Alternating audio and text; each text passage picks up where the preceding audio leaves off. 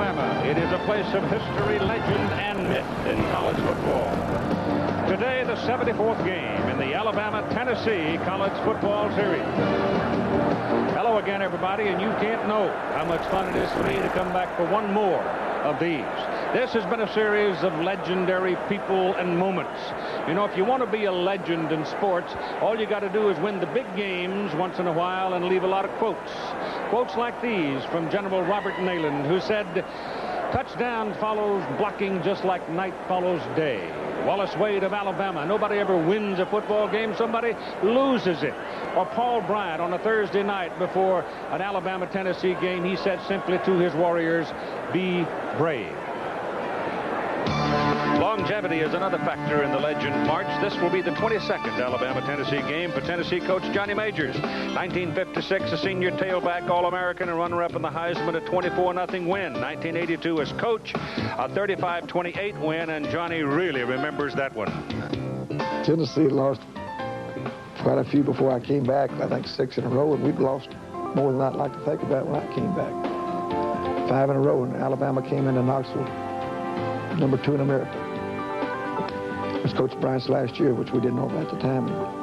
I'd always had a lot of respect for Coach Bryant. I got to know him pretty well. And it was a major upset, one of the most exciting games I've ever been around. Of course, we beat them 35-28. And Coach Bryant was a great winner, great coach. I jumped off shoulders when I shook hands with him after the game in Knoxville. And he says, "Johnny, you had a good game plan." Of course, he knew how to take a loss, too, because he's had his share of wins through the years. That was the last time he coached the Tennessee-Alabama rivalry. It was very meaningful. One of the most exciting days of my lifetime, I'll say that. Stallings, the coach of the Crimson Tide. Second year, 12-6, and Alabama has won 5 in a row over Tennessee.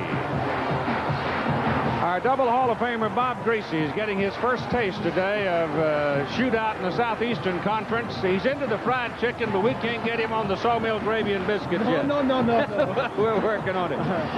Bob, both these teams come in now with outstanding defensive units, but the offense comes from a totally different design. No question that the defenses have the same recipe, that's speed and quickness, but offensively it's totally different. For Tennessee, they lead the conference in total offense, in passing offense, I should say. And their quarterback, Andy Kelly, is the #1 rated passer in the SEC in total offense. He got banged up last week, some bumps and bruises in the loss at Florida. He'll be all right today. Alabama, on the other hand, does it the old-fashioned way. They run the football. They lead the conference in rushing offense. In fact, they have over 300 yards per game on their average. And their outstanding tailback, Saran Stacy, leads the conference in rushing. Big games are usually decided by turnovers and mistakes. And if that's the case here today, Alabama gets the edge because they lead the conference in takeaways. And Alabama has an edge in the series over the years, but as an old friend of mine once said, analyzing is paralyzing. Let's play this blame thing. Alabama has got to be able to run the football to take pressure off of their quarterback. And for Tennessee defensively, 9 senior starters, a very experienced crew. 3 people are back. David Palmer is in the middle for Alabama. He is the true freshman, and he can flat fly. Kicking off is Joey Chapman for the Volunteers, and Tennessee's wearing the white road uniforms today. From the 35, Chapman knocks it all the way to Bessemer. No return. Alabama ball, first down at the 20. The starting unit for Alabama features at quarterback Danny Woodson. He is a senior at 6'3", 220 out of Mobile, but this is only his 7th career start. He hasn't played all that much. Had 3 easy games, though, and it may have helped him settle down. Also in the backfield with him will be Saran Stacy, Kevin Turner, and David Palmer gets a start today. It is Stacy who is the bell cow of that offensive unit. The wideouts are all quick. Here's your first play of the ball game from the 20 for Alabama. Palmer's in motion. Palmer's got the ball. Coming around the corner. He shakes one. And he puts his head down and bulls his way to the 28-yard line. An 8-yard pickup on the play for Alabama along the front. And if there's a weakness on Alabama, this is where it shows up right here. They're young and they're not all that big. But John Stevenson is a very obvious member of this group. He is a true freshman from Memphis, Tennessee. So starting a true freshman at offensive tackle at Alabama tells you something about the offensive front. Palmer is out now at the flanker spot, having given him 8 yards, and Prince Wimbley is in there. Nix up in the backfield. Woodson went the wrong way. The football is fumbled, and it is recovered by Tennessee's Sean Walker. I don't know whether Woodson went the wrong way. One of them did, and they ran into each other. And Stacy and Woodson, in their collision, lose control of the ball. Walker covers it. Tennessee's cooking. Gene Stallings of Alabama said, "We have got to get off to a good start." Not a good start. The fumble comes out. It's hard to tell whose fault that was, Keith, but Tennessee gets the ball in great field position. At the 22-yard line of Alabama, and Andy Kelly is in there. Beat up and banged up, but he's in there. He's never won an Alabama game. This is Aaron Hayden getting the start. The ball squirts loose from Hayden, but it goes out of bounds, and Tennessee will keep control of it inside the 20. Andy Kelly is a fifth-year senior from Dayton, Tennessee. He's 66% of the Tennessee offense, and that ought to tell you something about the problems that Johnny Majors and his folks have with the Tennessee offense. The big play guy for Tennessee is number 15, Carl Pickens. And I mean, he is everything said about it, and then some. Tremendous wideout.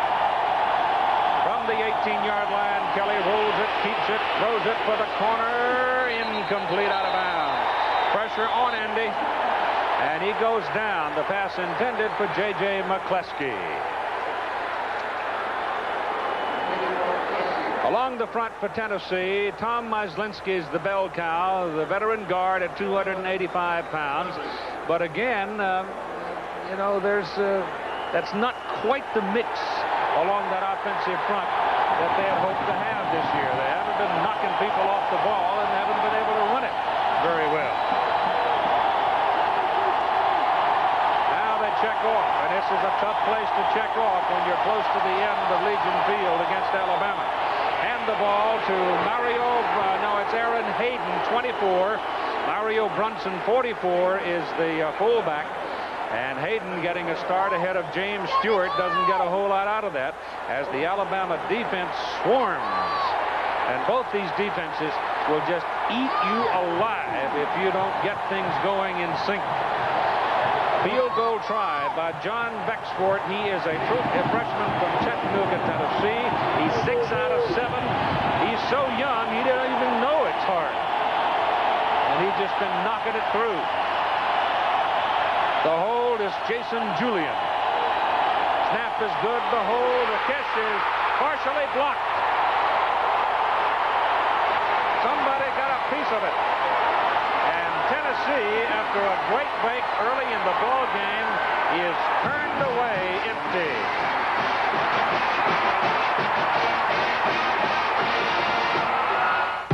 To 1968.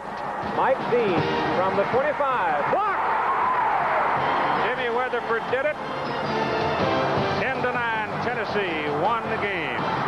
The ball game is over. Who was that announcer anyway? Some young fella. 30 in less than an hour after that game ended, Andy Sedaris, who was then directing college football, and I were passing through 10,000 feet on the way back to Mexico City and worked that night in the Olympics. Back when we were young and strong. You can do that kind of stuff. Yep. 20-yard line. Surratt Stacy can't get back to the 20 as Tennessee jumps him at the 19-yard line. Let's go back and take a look at that blocked field goal. Watch to the left of the screen. Get a little bit of penetration right there. Just tips the ball. That's 55 London, an outside linebacker. Looked like he got just enough of it. So we're back to normal. Fumble for Alabama, a missed field goal for Tennessee. We're back to square one. That is 2nd down and 11 for the Tide.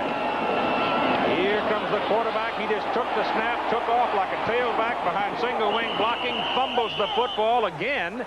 but this one goes out of bounds. So the play is good up across the 25-yard line for Danny Woodson, but he's got to get a handle on it.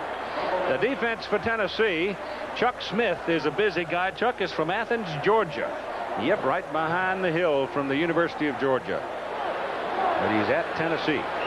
The secondary, Dale Carter is the All-American back there for Tennessee. Free safety, and he will come up and put a hat on you. He's also a great kick returner. It is third down. As Woodson goes back trying to set up a screen and throws the ball away. If he had a screen set up, he lost his running back in the melee because Tennessee had about 5 people coming at him. Well, they had an 8-man front. They're blitzing Woodson, not giving him time to set up. He didn't have much time. Just threw the ball away to avoid the sack. And here's Tank Williamson in the punt for Alabama. Dale Carter is the deep man. Tennessee ought to get pretty good field position if they handle it. That's a good tight spin. It's a booming kick. Ball is loose, and Alabama has got the football. It is covered by Steve Dusky. Steve Dusky is on the football. He's the tight end for Alabama, number 83. There's a look at what I mentioned in the opening. Alabama in the turnover margin is +9. They've taken the ball away 9 more times than they've given up. Tennessee is last in the conference in turning the ball over. Carter was an All-American last year at returning punts. That ball went right through him. He is looking back into the sun. Notice the shadows. He did look back right into the sun. That is the 4th fumble in this ball game. Would you say the guys are a little tight? A little nervous. Little tight. David Palmer coming around the corner. He's a freshman from Birmingham, we told you early on, and he won't get back to the line of scrimmage on that carry. They take him down at the 25-yard line. That was the same play they started the ball game off with. Palmer is a true freshman. Looks like he's limping just a bit. He played his high school ball right here in Birmingham, and in fact played on Legion Field. Has scored 5 touchdowns already this year for the Tide. He's gotten 3. Well, they're screwed up now. See, Wembley's running around. He thinks he's supposed to go out. Now he stays in, and there's 2 or 3 people out there don't know what they're doing. They pitch it back to David Palmer. He's going to throw it. Yeah. Gets it off. Got a man over there. That's Woodson, the quarterback, and he's down to the 10-yard line. And now Palmer's really hurt. Well, that's why they wanted Palmer to stay in the ball game.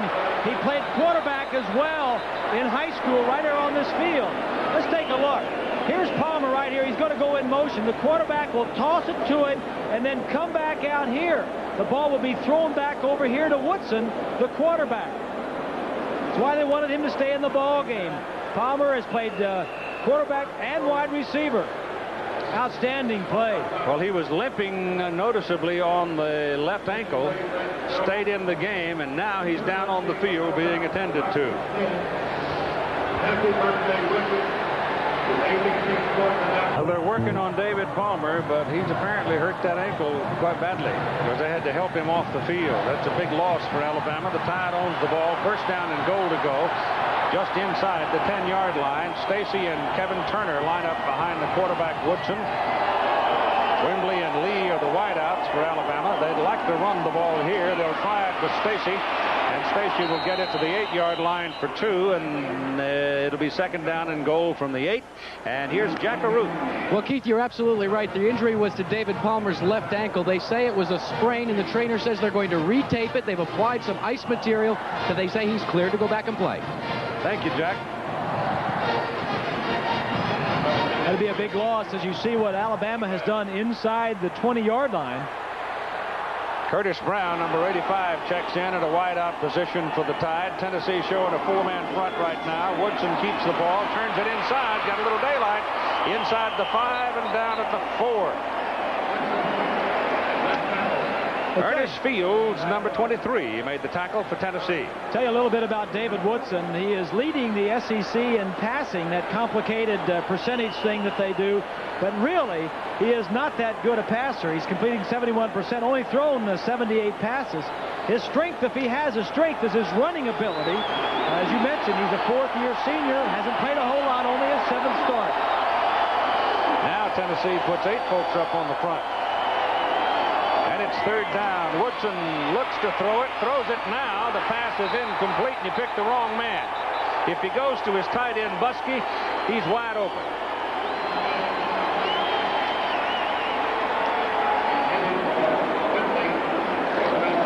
Take a look at Buskey, number 83. Now the flanker will come from the right side of the screen. Right there, he's coming in. That's who got the ball. But look at the tight end going out. Looked like he was more open than the flanker was. Hamp Green will try a 21-yard field goal out of the hold of Jeff Wall. Trying for the lead here. And the kick ain't pretty, but it counts. 9:46 to go in the first quarter in Alabama. It goes to the lead off the 21-yard field goal. Right behind Legion Field in McClendon Park. Some of them probably just came over from homecoming in Tuscaloosa last Saturday, pulled in here on Tuesday, and they've been sitting under the shade tree ever since, having a good time. The numbers on Green's 21-yard field goal, and it came off a turnover. You see Palmer, number 2. He's up moving around. He's had his ankle retaped. Mentioned he was a high school quarterback. He was a running back, a wide receiver. And that pass that he completed to the quarterback, Woodson, was a big play in that drive. Alabama to kick it off now, and Tennessee wants Dale Carter to handle the ball. It'll come down the middle and take a straight bounce to Carter. They fake the reverse. Carter looks for a crack and instead gets cracked at the 21-yard line. The Alabama defensive unit, which we have not given to you, and they do fly around. I mean, they're almost maniacal at times. And the guy that leads the charge from the down position at nose guard is Robert Stewart, and he's a good one. The secondary, Langham, Harrison, Teague, and McMillan. The corners can run. Harrison has a history of getting his hand on the football a lot.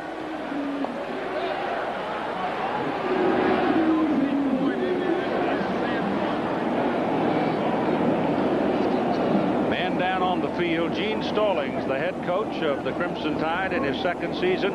Incredibly, this man had a total of 26 years. 12 with Paul Bryant and 14 with Tom Landry, and he recalled this last night. My coaching style has not changed, really. As an assistant coach for Coach Landry, I was an instructor. I feel like you need to. I was a teacher in the classroom. You don't have your player near as much in meetings in college ball as you had in pro ball. And, of course, if you know anything at all about Southern football, you know that you didn't work for Paul Bryant and not teach.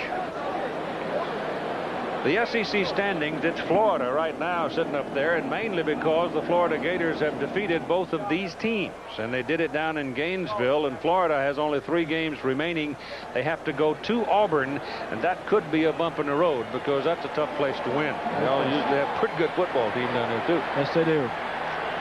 Alabama now is watching its 2nd man walk gingerly off the field. The first was David Palmer, this Lemansky Hall, and Hall's a linebacker, and he plays a lot. And he's a very important person because he's got good foot speed. He runs well, and he's part of that 6- and 7-man defensive back alignment that they use. Yep.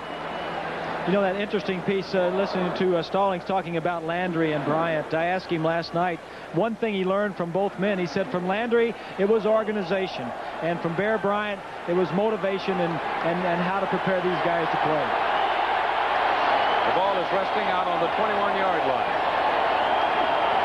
First down and 10 for Tennessee. Andy Kelly playing sore. Back to throw it. Drops it off. The pass is caught by Craig Faulkner, a sophomore from Richmond, Kentucky. They've got him short of the first down. Faulkner with very good quickness at 175 pounds. Again, Jack. Keith, we did a polling of the trainers and the various staff people as to what the mood of these two teams were. In the case of Alabama, they used one word, electric. But in the case of Tennessee, they know they've lost 5 games in a row. And the best way to exemplify it is what the coach said to him, Johnny Majors. He said, lay it on the line and be proud. Well, if you're not going to sell out in this ball game, you ought not to be playing. And when he said 5 games in a row, he meant 5 in a row to Alabama. That's right.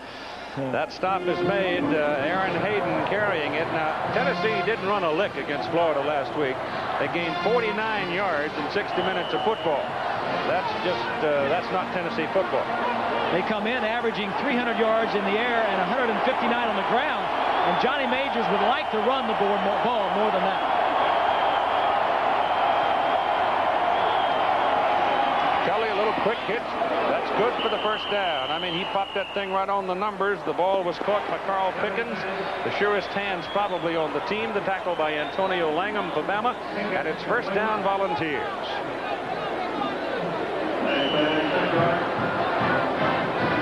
Warm day in Birmingham. It's about 80 degrees. I don't see a cloud. Trees starting to turn.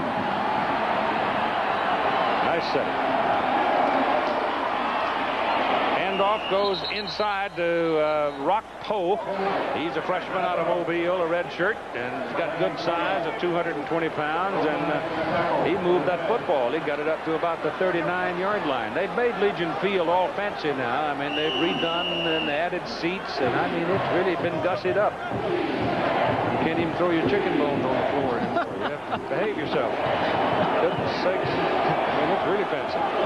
Well, they certainly welcomed you back here in Grand Style. You must not have thrown many chicken bones on the floor. My pleasure. Penalty flag is on the field. Jimmy Harper is the referee. Snap. Illegal motion, offensive team, dead ball foul. I love it. Dead ball foul. You don't have any doubt who's in charge. Jimmy Harper's got to be doing this game. Tennessee, Alabama, and Jimmy Harper.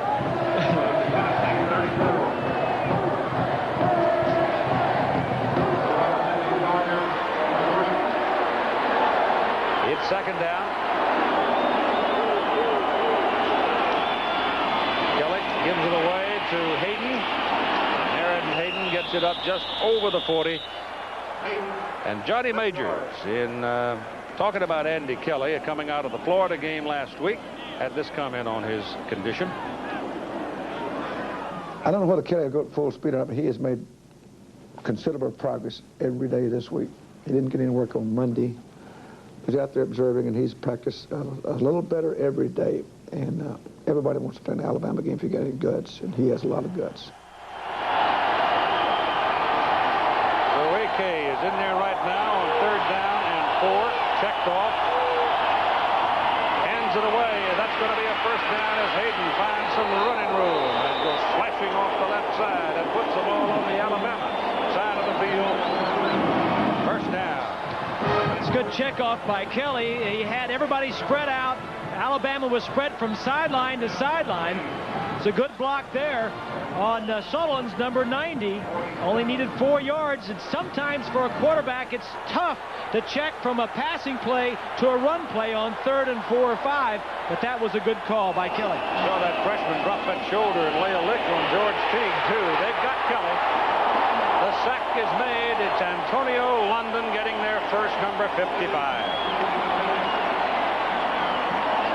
Monday night on ABC Sports, Jim Kelly and the Buffalo Bills. They're very popular these days. They're against the Cincinnati Bengals. The Bills have the best record in the AFC at 6-1. Boomer and the boys from Cincinnati are having a hard time getting their feet under it. ABC's Monday Night Football live at 9 Eastern Time.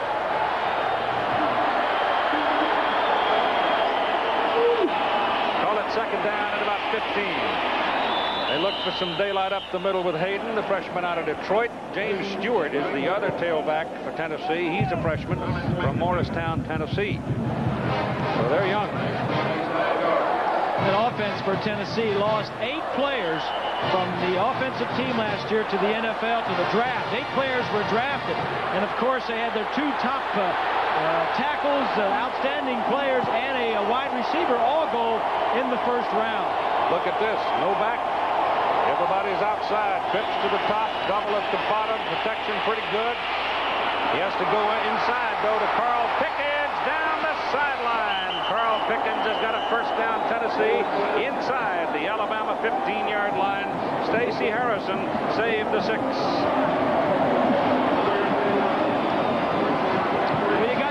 backs in the backfield, but here is Pickens. How can you leave him alone? He's just going to come down, break to the outside.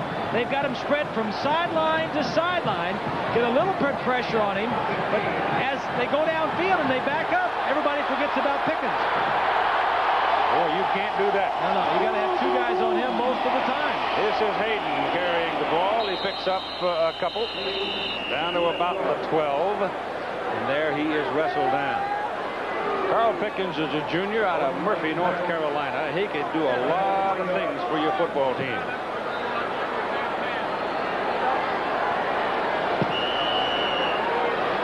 Well, he's an outstanding receiver. He came into the ball game approaching a lot of the receiving records at the University of Tennessee.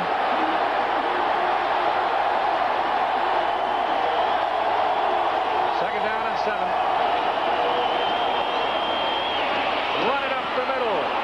The headgear comes off of Aaron Hayden as he hits the ground. He's tripped up by Teague, but he met so little resistance, he literally fell down.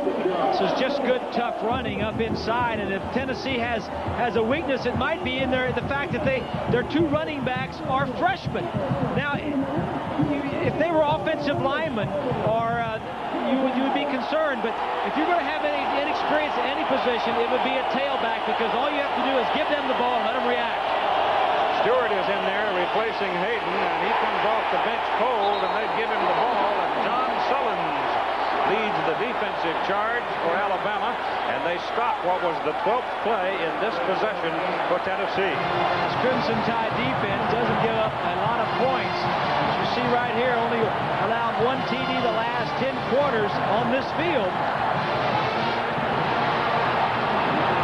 So you got a situation here of 4th down and a yard, and this is time to play some jawbone football. They're going for it.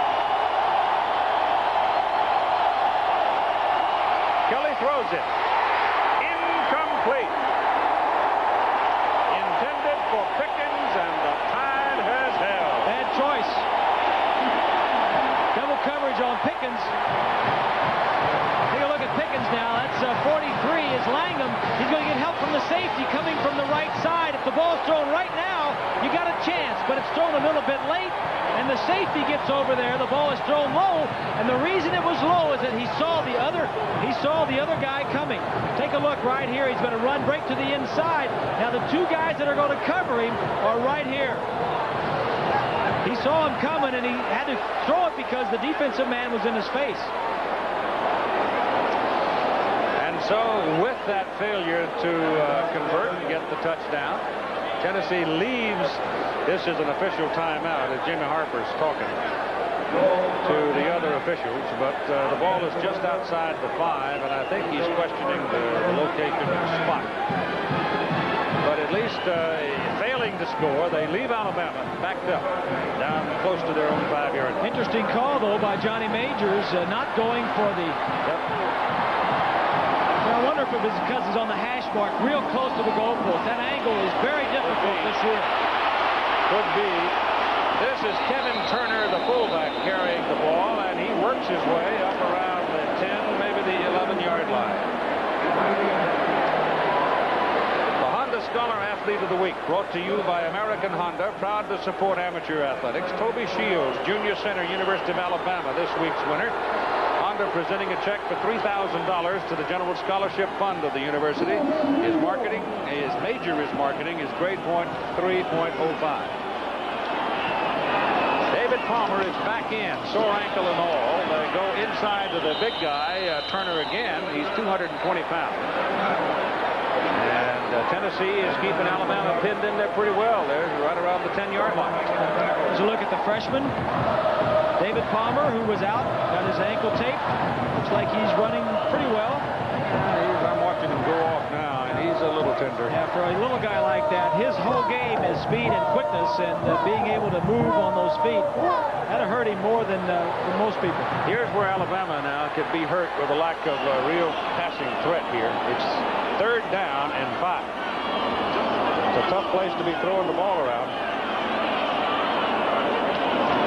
They're going to do it. Let it go big, and it is incomplete. intended for Lee, and there's a penalty flag thrown on this side of the field, and that may have holding all over it. Offside. Well, it was 3rd and 5, so let's see about the spot.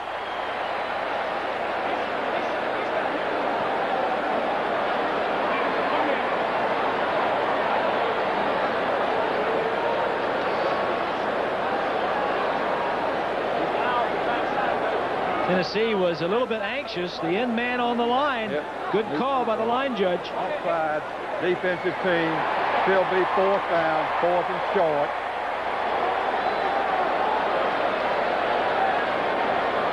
Well, it's 4th and short, and I do mean short. He was 3rd and 5. See, that's the location of the spot that. Now they measure that before you move it.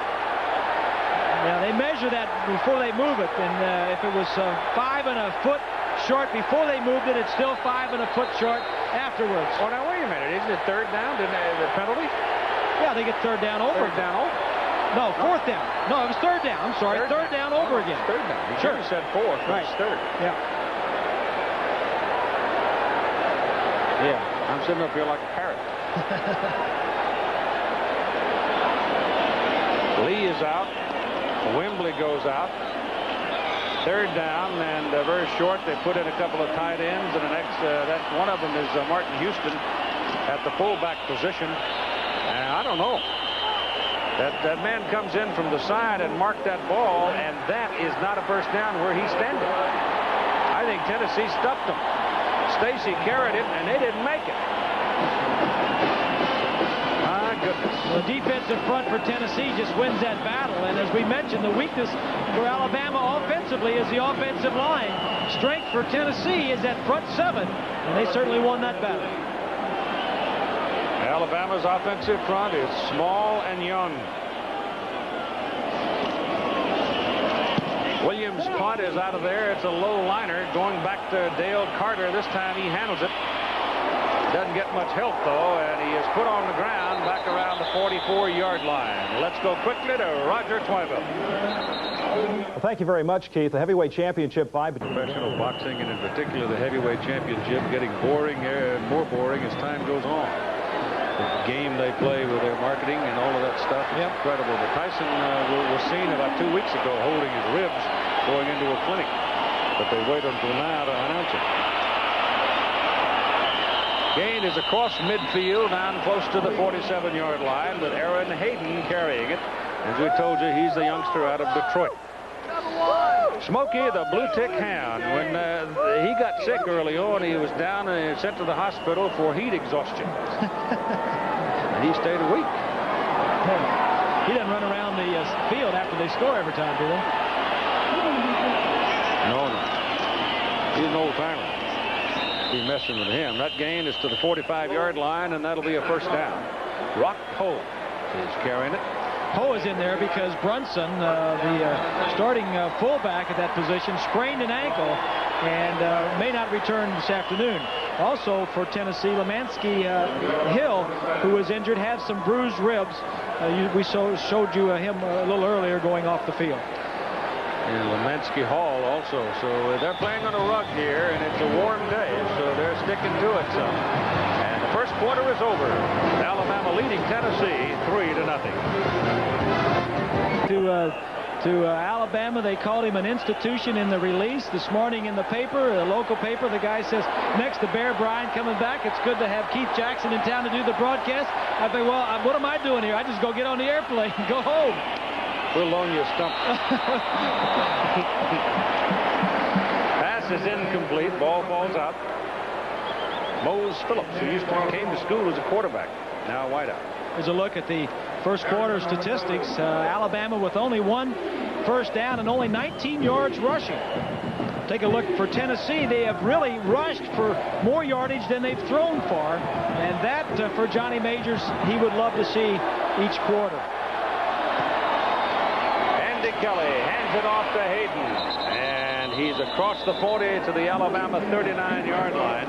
Hayden Hayden's having a pretty good day. I'll remind you again that last week against the Florida Gators, Tennessee was able to gain on to 49 yards in the whole ball game.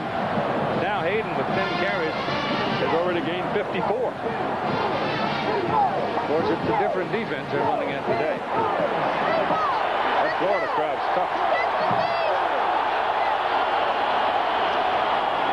Kelly hands it off.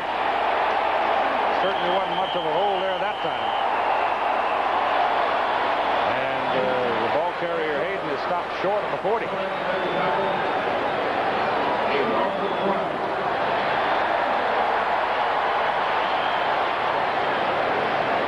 That's what Tennessee has done running the ball this year. That is not typical Tennessee ground game. It's not good. When you 4 yards per carry is good. Anything less than that is you're not going to make a first down by running the football that many times. Andy Kelly dropped. Not very good throwing it. They lost an outstanding quarterback last year. Gary Hollingsworth was their quarterback. Lost a bunch of offensive players, mainly in the offensive line and at quarterback. Tide comes up now. Set him up with a single back. Put Palmer in motion. Swing him back there. They fake it this time. Woodson keeps it. Ducks away from the Tennessee pursuer. And will get himself about 6 yards.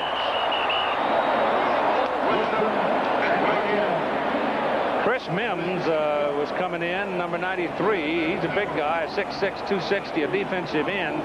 He is out of Los Angeles, a junior college man. Mims is playing against a true freshman, number 93. Comes in and sees what's going on. Woodson makes a pretty good move on him. And it's 2nd down and 4 for Alabama.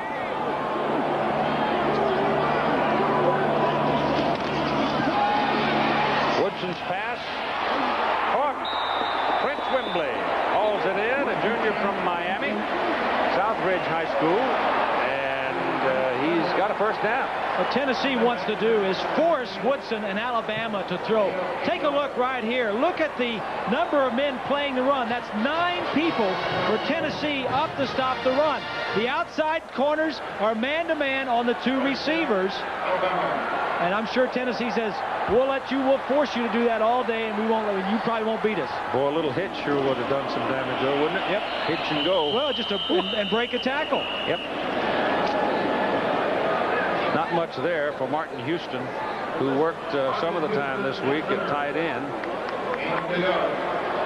because Derek Warren broke an ankle last week. Indiana, first quarter, jumps out 3-0 over Michigan. Oh, that'll crack the earth. That should hold up.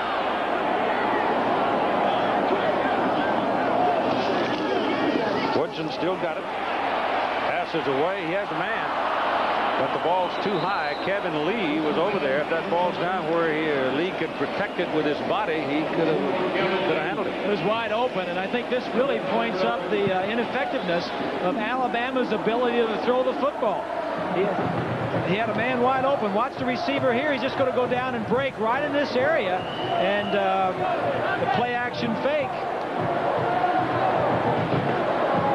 You know, Alabama is great at running the football, but Woodson, if Stallings needs Woodson to throw to win, he's in big trouble. Woodson is 1 of 4 with 8 yards so far.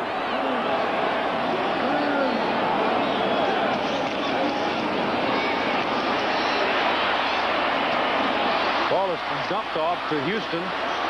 Houston breaks the tackle, gets it up across the 40 to the 41-yard line. But that's short of your first down. So Woodson, when you get in his face, you get him moving around, he's not going to be effective. Houston is 235 yards. He said, I don't want to go down. The first 2 guys didn't move him.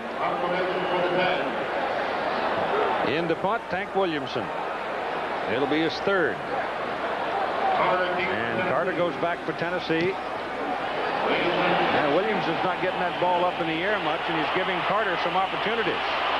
And Carter is certainly not a gimme. He wasn't named All-American kick returner last year for nothing. 37-yard punt, Not much of a return, however, only a yard, and you've got a timeout.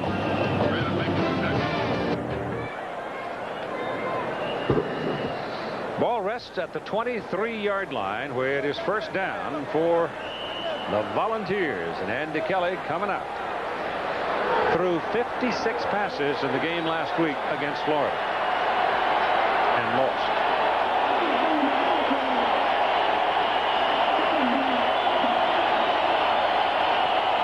Oh, almost fumbled that thing.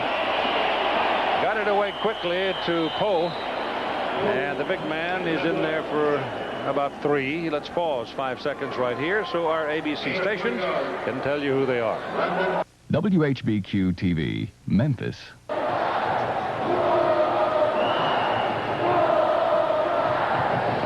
David Palmer is stretched out on the bench, shoe off, sock off, ice around that sore left ankle. That's a good part of the quick part of the Alabama offense laying on that bench. Doesn't look like he's going to be back in either. Kelly, a little flip back to James Stewart, coming from a slot back position. Didn't fool anybody. Michael Rogers, a freshman from Laverne, Alabama, takes him down.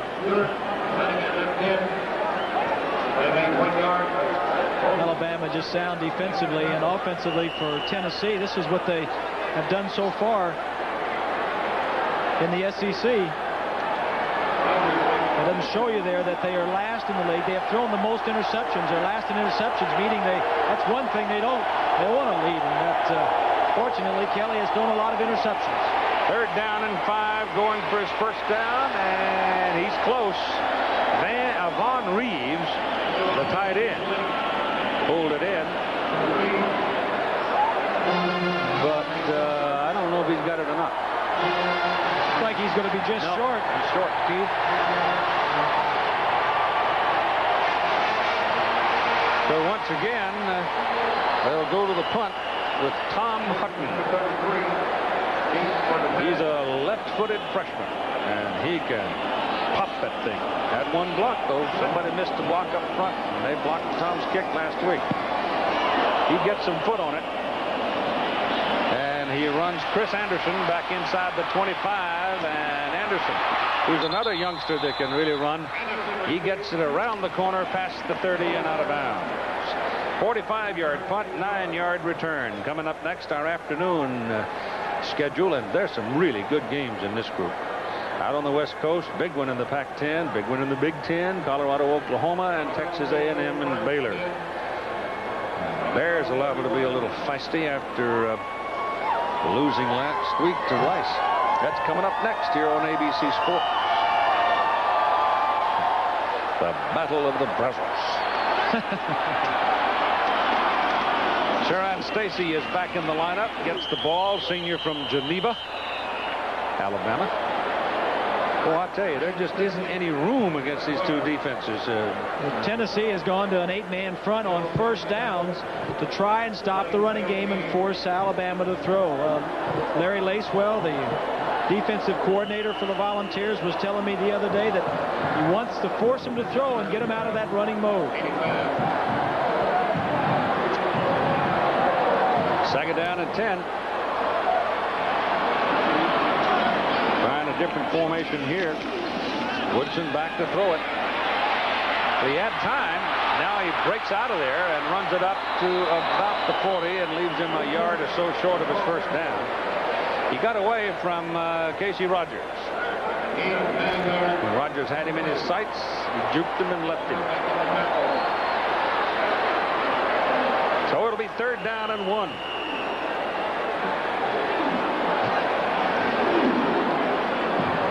Explain this to me, Keith, that, you know, the Crimson Tide play at 2 different stadiums. The record here at Bryant-Denny, on campus at Bryant-Denny, is much better than it is here at Legion Field. You ever hear of politics? Downfield, got a man wide open, and he missed it. Oh, my goodness. Kevin Turner was loping along and just cleared the bell, and he missed it. Third and short. Nice call. Great call. Here he is right here. The man is going to it's going to be a play action fake. He's going to go straight down the field. The defensive back is going to be sucked in. He fakes well, just throws the ball too far. Big chance by the boards for Alabama. Williamson's punt, spinner. Carter, 19. Oh, look at that. Oh, my goodness. He just sidled by that would-be Alabama tackler and picks up a 22-yard return after a 41-yard punt.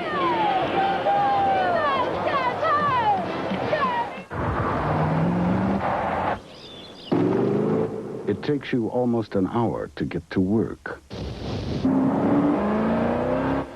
which leaves you with two choices.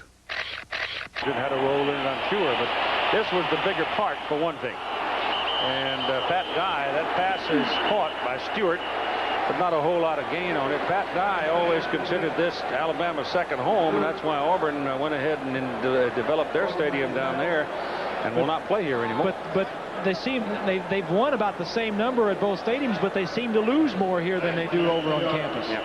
Desmond Howard did that for Michigan. So the little people are really playing a major role in college football right now. I mean, little guys 170, 75, 80 pounds. It's no longer a game for the big men. Penalty flags and whistle Stoughton, and we stop it. Jimmy Harper will tell us about it. Well, illegal motion, offensive line, 5 yards. Well, if it was a tight end, he can move. Here's Jack. You know, you talk about this great old stadium, Legion Field. Well, in an era when they tear down old stadiums to build new ones, they've undergone a $13 million renovation program here. First, add behind me a press box VIP suites, but also to return the stadium back to its natural decor. Back here, they use sandblasting to take all kinds of green paint off this whole place. Set up a screen, and it works for Mose Phillips. And Mose has a big play. That's the biggest play of the ball game for either side. The gain goes to just about the Alabama 40-yard line. Obviously, it's a first down. Mose having come to school at Knoxville as a quarterback. Alabama, number 80 is Curry. When you rush the passer, real hard. London is 55. When you rush the passer recklessly, sometimes you leave the area open for draws and screens. Tennessee with a nice call. And first down as Kelly hands that ball away to Stewart. Stewart starts in, goes out, and gets to about the 39-yard line. And let's check in again with Roger. Thank you very much, Keith. Indiana at Michigan, leading 3-0 are the Hoosiers. And this is a catch that Desmond Howard is becoming famous for. Just leading, he'll stretch out and grab it. His 11th touchdown reception of the year, 13th overall. And Michigan leads it 7-3. Let's go back to Keith. You know what? I think Howard's got illegal arms. I think they stretch when he goes out. He's incredible. But it's also a very difficult throw for a quarterback to get it that far outside and not throw it out of bounds either on the side or on the end zone. Illegal movement, offensive line. So both teams still tight enough here, still making mistakes in the ball game. We're in the second quarter of play, 6:04 to go in the first half, and the Alabama Crimson Tide leading the Tennessee Volunteers 3-0. It's been pretty much a defensive show up to this point. Kelly will throw it. Again, nobody open deep. Drops it off to Von Reeves, the tight end, and Reeves will have a first down for Tennessee at the Alabama 23-yard line. Vaughn to the big guy. Reeves checks in at 250 pounds. At least. They've gone to play action, and they've gone to their tight end. Here's the tight end. The fake is going to be up in here. As he comes across the line of scrimmage, Kelly's going to do a nice job of looking down, deep down to the left, and then comes off to the outlet receiver, which is the tight end. Kelly now 7 out of 10 for 96 yards in the first half. 3-0 Alabama. This is Stewart again, and down he goes at the 25. That's a loss of a couple of yards as Derek Oden, inside linebacker, made the stop on him. Oden missed some time earlier this year with a sprained ankle. was number 2 in on the team, the Alabama defense last year in total number of tackles. Good inside linebacker. Second down and 12.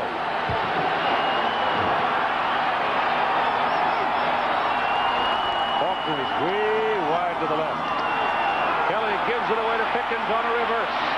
Pickens turns it back into the middle of the field and will be taken down at the 19-yard line by Robert Stewart, number 34. Well, there's no question that Carl Pickens is their big play man over his career, and he's just a junior. He has 16 touchdowns, and those 16 touchdowns, he's averaged 42 yards per play. Right now, the Vols are looking at 3rd down and 6.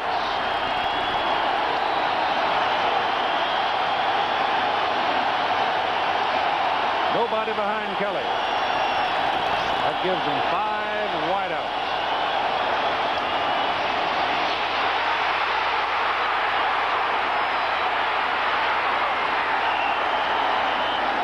Short of his first down.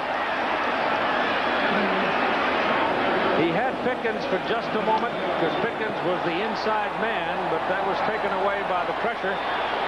And it'll bring up 4th down. And Keith, what Alabama is doing defensively is really they're not doing anything. They're only rushing 3, and they're dropping 8 men into the secondary. Tennessee is spreading them to the sideline with 5 receivers. Alabama's dropping 8 and just covering the area. John Becksport is in for a 33-yard field goal try. He had one blocked early on in the ball game. Trying to tie it at 3. Got a lot of foot on this one, and the kick is good, and we are even. 3:32 to go, first half of 3-3 defensive struggle. Hi, I'm Frank Gifford. Be with us this Monday night from Buffalo as the Buffalo Bills take on the Cincinnati Bengals. Quarterback Boomer Esiason will lead a frustrated Bengal attack as they look for their initial win of the season. Meanwhile, the Bills, sporting the best record in the AFC behind quarterback Jim Kelly, are thinking one thing, a return to the Super Bowl. See you Monday night from Buffalo, Monday Night Football. Monday, voodoo cult kidnappers Zombies, MacGyver. cast a black magic spell. Now you are one of the undead. On MacGyver Monday. A 3-3 ball game with, Bob and I were just talking while we were away that Tennessee's dropping 8 people back to guard against the pass. Alabama is, and Tennessee, on the other hand, is sending 8 people against the run. So it's a 180-degree philosophy right here. I guess it's 8 is enough. But that's the defense for the strength of the opposing offense. Chris Anderson is the deep man for the kickoff from Joey Chapman. But he won't get this one as it is taken by Garrett Lassick, who is from Haverstraw, New York. And he's a tailback, the number 2 tailback, and quite quick. And he gives him pretty good field position as he comes up to the 26. This is what we'll have for you at halftime. This Dan Bitson story is a youngster out of Tulsa who has come back from an incredible succession of story of injuries in an automobile accident. Julia Moran will have that story, and Roger and Bo will have the football side of the news for you at halftime. The Bitson story was not able to get on last week because of the Clarence Thomas hearing. That pass is completed up to about the 35-yard line, but still just under the marker, it appears. Prince Wembley made the catch. We'll see about the mark on it, and it is short of the first down, just over the 35. Wembley at 175 pounds, Palmer at 170 pounds, Kevin Lee 175 pounds. They're not big people. Their wideouts are not big people, is right. Go for the first down with Kevin Turner carrying. May have it. Looks like he does. And we go inside, 3 minutes to go in the first half.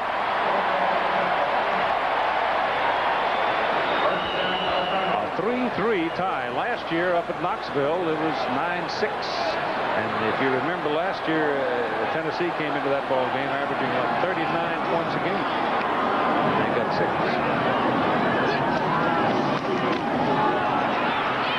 Woodson steps away. He's got a lot of green in front of him. Doesn't get a whole lot out of it, however. because there's a sure tackle by Ernest Fields on him at the 44-yard line. Fields leads the Volunteers in tackles this year. He's a second-team all-out Southeastern Conference defender last year. And Tennessee is a lot like Alabama, a lot of speed and quickness. These two teams got a lot of quickness. Classic is in now. He may be just a little quicker than Stacy. Surratt, of course, coming off knee surgery.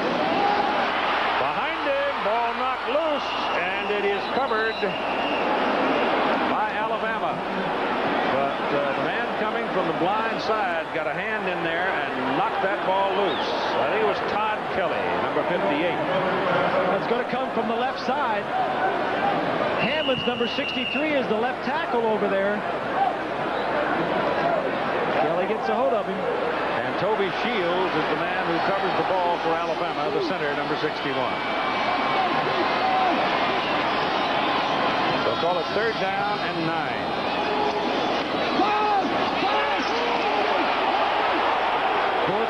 Intercepted. Very poor choice of target. And Ernest Fields, the linebacker who had dropped on the boundary side, makes the interception. Just a poor decision on the part of Woodson. He is outside the pocket. This is good. It's a drop back pass. He gets some penetration. He slides, and that's good footwork. This is a poor decision. You can almost see it right there. You got a linebacker short. You got 2 defensive men there. There are 3 men around the receiver. That's been a problem for Woodson and Alabama's offense the entire year. Poor decisions by the quarterback. First down for Tennessee at the Alabama 35. 55 seconds to go in the first half, and all 3 timeouts remaining. And there's a yard.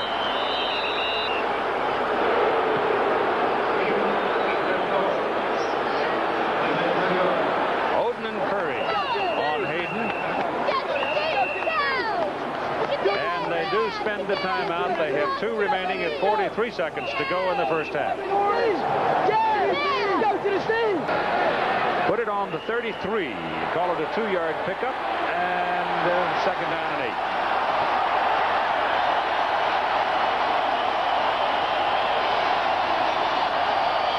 Kelly to throw it. Dumps it under great pressure. They spread Kelly out all over the landscape. 2 guys hit him. And Antonio London, number 55, was the man that did most of the damage.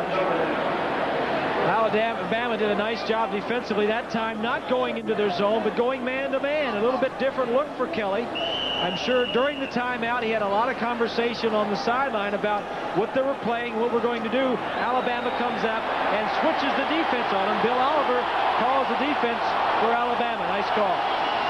4-man front. Backers are inside. Kelly keeps it, rolls for time, throws. My goodness, I don't know how it got there, but it did. And timeout, Tennessee. J.J. McCleskey, junior from Knoxville. Alabama up man on the play was celebrating.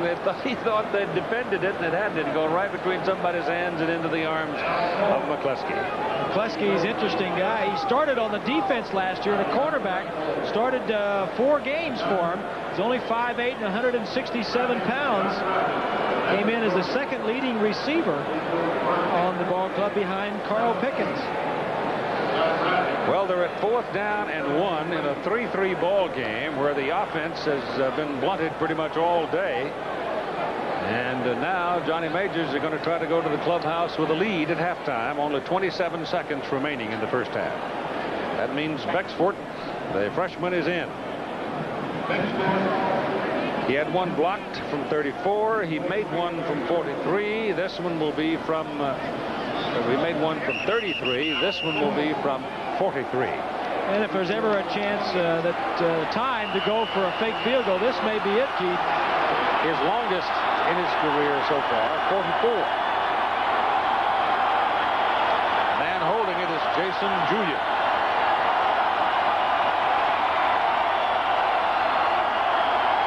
They're going to kick it. Plenty of leg. Like I said, he's not old enough to know That's for sure. 20 seconds to go in the half, and the Volunteers take the lead, 6-3.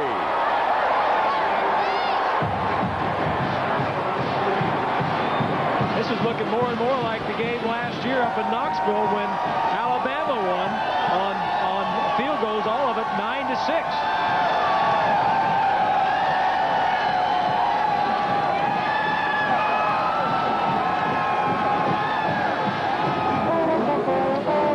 The history of the kicking game at Tennessee goes back a long time, but the one name that sticks out in my mind as having played such a major role in the development of the kicking game, of course, Neyland insisted on it, but George Cafago. A coach there for years and years and years, Coach Johnny, and was a brilliant teacher of the kicking game. And Tennessee, for years and years, have had a succession of good placement kickers as well as very good punters. You don't see them make very many mistakes on their kicking game. Well, both of their kickers this year are true freshmen, both Becksford and Hutton. In fact, Hutton, the punter, leads the SEC in punting. So it's a 3-point lead for the Volunteers. Off the foot. Joey Chapman will kick it off now. The man deep for Alabama is Chris Anderson. That field goal, you saw that drive chart, 4 plays, actually 3 plays, and the field goal, 9 yards, was set up by the interception. They use the tee to kick off. They don't use it anymore for the field goal. He hooks that down to the left side, and it kicks out of bounds, and that'll cost him 5, and he'll have to bring it back.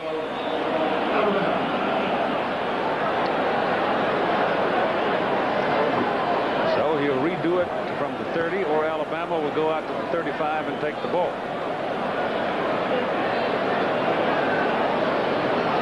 I would think that they would want him to re-kick it. Might as well.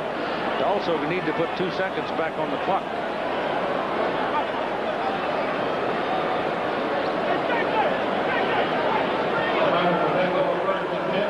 How's old Bo doing back in New York? Is he liking that stuff? I haven't talked to him. I haven't talked to him. I expect he does, yes. He's a good guy.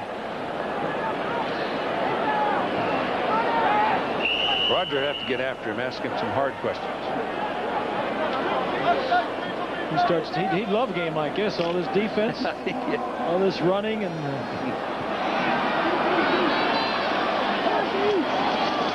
They take it up to the 35, and they'll take it. I thought they'd make him kick it again and see if they couldn't break Anderson, because he's one of the flyers. But I guess they're content to go to the clubhouse with the way things are going. Now he wants a timeout, so you get one more play. I don't think they're totally in sync in that decision. You got 9 seconds remaining now in the half, and so they will spend the time here to talk about that one more play. Bob was talking about the game up in Knoxville last year. Well, let's go back for a moment to it and show you some of the moments. It was a block on a Greg Burke try from 50 yards here. Alabama blocks the kick there, turning Tennessee away, and then 4 plays later, Phil Doyle comes in, and Phillip hits one for Alabama from 47 yards, and that was the difference, 9-6. And sometimes the coaches and the players, knowing the history of the series, it's a little bit more difficult for the offense to score this year, maybe because you know that, hey, the history has been nobody has scored, and the defenses are supposed to play better, and somehow that does have an effect on the players.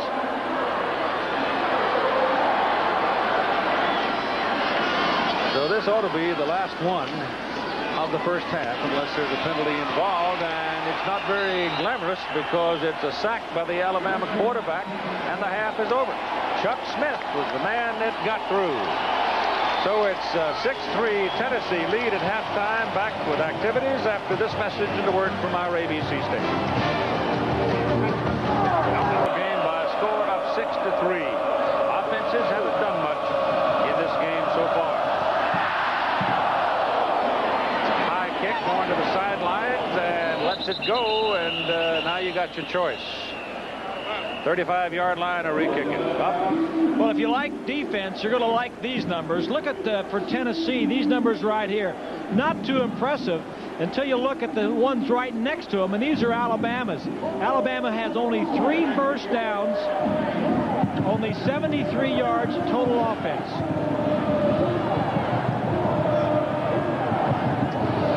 One of the reasons for Alabama's demise in the first half is an offensive threat.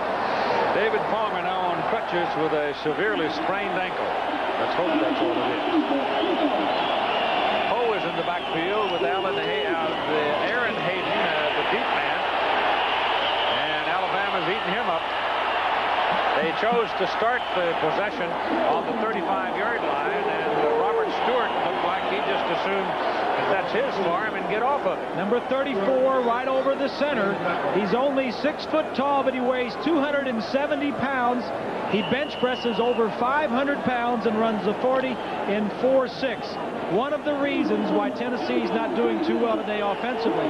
He wears that 34 because he used to be a running back. Well, he'd be a load as a running back, wouldn't he?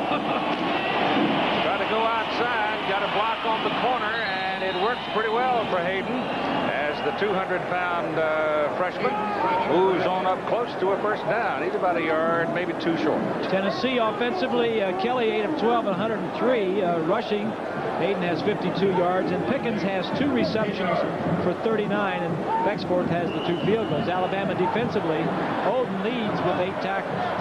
3rd down and 2. The ball's right on the 43-yard line.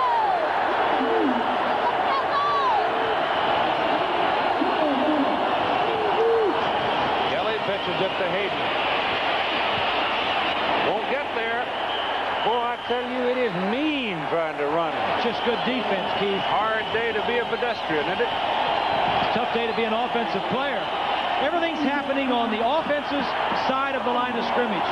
The defenses are just too quick and too fast.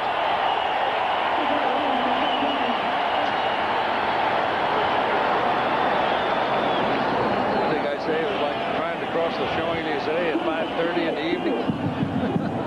You got no chance. 4th down. Tom Hutton. 2nd punt of the day. Back to the 15-yard line on the fair catch to Chris Anderson, who is a sophomore from Huntsville, Alabama. That's a 41-yard punt and no return. In the first half, Alabama offensively, numbers aren't going to be great. Woodson is 3 of 8 and 22 yards and an interception. Turner leads the rushers, and Wembley has caught 2 for 17. Green with the 1 field goal. And for Tennessee defensively, Walker, the middle linebacker, leads with 7 tackles and has also recovered a fumble. Tide comes out in the I formation, pitch it back to Saran Stacy, and a couple of yards is all he's going to get. 93, Mims. 40, Bradley. The only time Alabama scored in the first half was on the 3rd possession when they got the ball on the Tennessee 24-yard line, took it 6 plays, and kicked a field goal. Other than that, they have not had the ball more than 5 plays in any one possession, and that is not pretty if you're an offensive person. And this is what happens to you if they're laying on you. Stacy's carried the ball 5 times. He's picked up 3 yards. Yeah. Woodson goes wide with it to Stacy. And 3, now 4 volunteers out there to put him on his back. And let's join Jackaroo. Keith, not surprisingly, neither coach was at all happy with the play of their offense, but what was surprising is what Coach Johnny Majors told me. He said, we're not going to change anything in our offense. I feel that's the best that we can do under the circumstances today. In fact, he feels it's not only going to be a defensive contest, but it may come down to the kicking game in the end. That's a first down play on the pass to Stacy out to the 32-yard line. They're unbalanced to the left side. Boundary side, and looks like Woodson might be checking off. He is. Turner turns around and gives the snap count to Stacy, and Woodson goes back to throw, and the pass is good as Stacy picked up the Tennessee pursuer, and Wembley loses his footing and is beside himself. It was a good checkoff by Woodson. Doesn't have many checkoffs, but he has a checkoff with maximum protection in case they're blitzing, and throw it outside to the wide receiver. Now give one of your fast guys an opportunity to make some yards, maybe break a tackle, and get a big positive play. If he'd have just planted and cut, he'd have found some daylight. Hand that ball off to the fullback, Turner. And not much. Just getting the second half underway with Tennessee leading 6-3. We've had 3 field goals. You're looking at 3rd down and 1 now, and you would think, oh, well, I'll go outside for a breath of air. Don't do it, because they haven't been gaining their first downs on 3rd down and 1 plays today. As a matter of fact, Alabama is 0 for 6 on 3rd down conversions. You got 2 fullbacks in there now as they go to a power I. Stacy. Well, he searches around and finally gets a little daylight and picks up the first down. But he had to bounce off 3 people before he got outside and got across the 45. Well, this just points up the weakness for the offense for Alabama. And that's their offensive line. And the strength for Tennessee, their front 7, so aggressive. Just an outstanding effort by Stacy, picks up this first down. Personal foul call against Tennessee after the play. Oh, man, that's a big mistake. That's 15 yards. It puts the ball down on the Tennessee 39-yard line. First down, Alabama.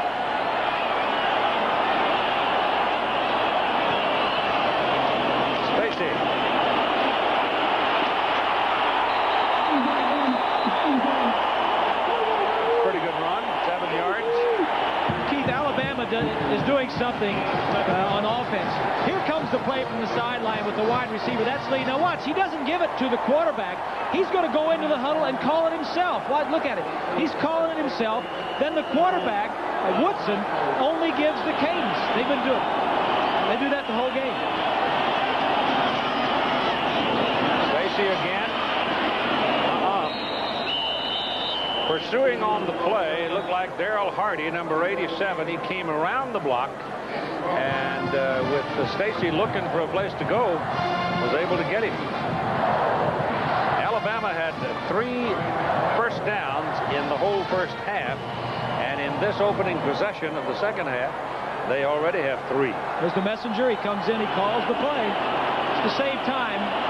You have to translate it to the quarterback, and then he doesn't have to call it again to the team. Yeah, he's now checking. Yeah, he certainly is.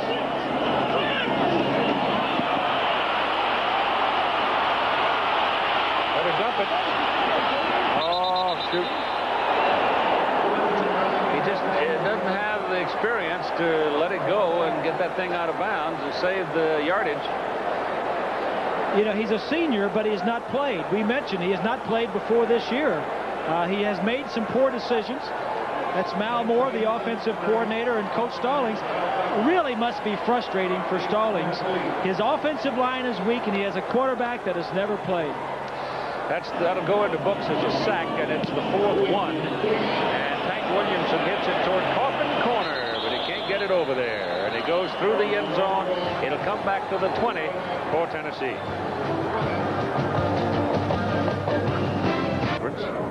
Only 2 games underway right now. Georgia making some noise in the conference, though they did go down to Alabama and get beat. And they got Florida coming up in a couple of weeks down in Jacksonville. They still play that annual in the Gator Bowl. Tennessee ball at the 20. They lead 6-3.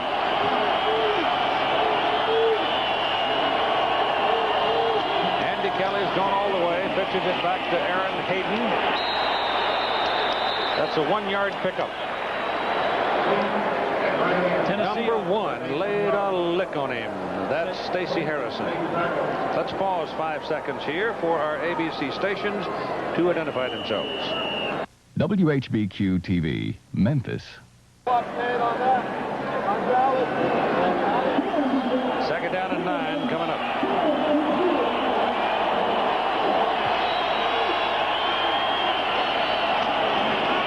Hayden Chuck Smith, number 56, got just enough of him to take him down, and Derek Oden, excuse me, number 56. Tennessee came out in this series and started off with 2 tight ends and only 1 wide receiver, trying to establish a running game against Alabama.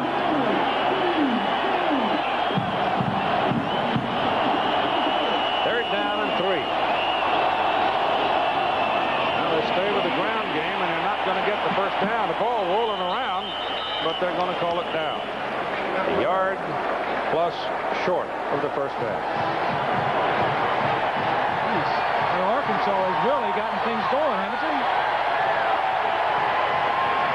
Yeah, you know what that is, though? The sense of that score, though, that's the end of that 78-year rivalry. They're not going to play anymore because Arkansas is coming into the Southeastern Conference. Yeah, that's right. That's right.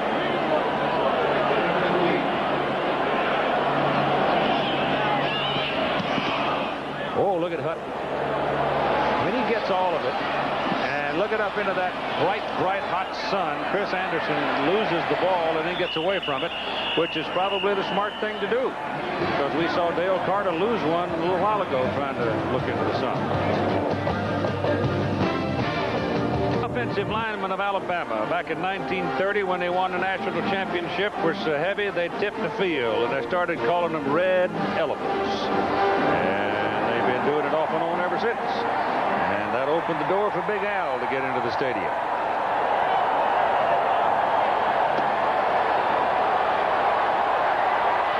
New combination in the backfield now. Number 25 is Derek Lassick, and the fullback is Martin Houston.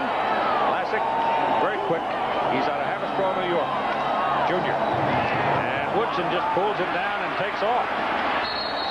And picks up the better part of 8 yards before Sean Walker gets him out of bounds. I don't know if that's all that bad, Bob. You can really effectively get what amounts to old single wing block and just go on and run that. And you get an extra blocker and just have the quarterback take it under his arm and run. He's a good runner. He won't beat you throwing. He could beat you with his legs. Yep. Lee and Wembley come wide to the bottom of your picture now. Pitches back to the tailback, Lassick. He premier dropped that thing. Breaks out of there, gets into the clear. And he's run down at the Tennessee 26-yard line. That's what quickness will do for you.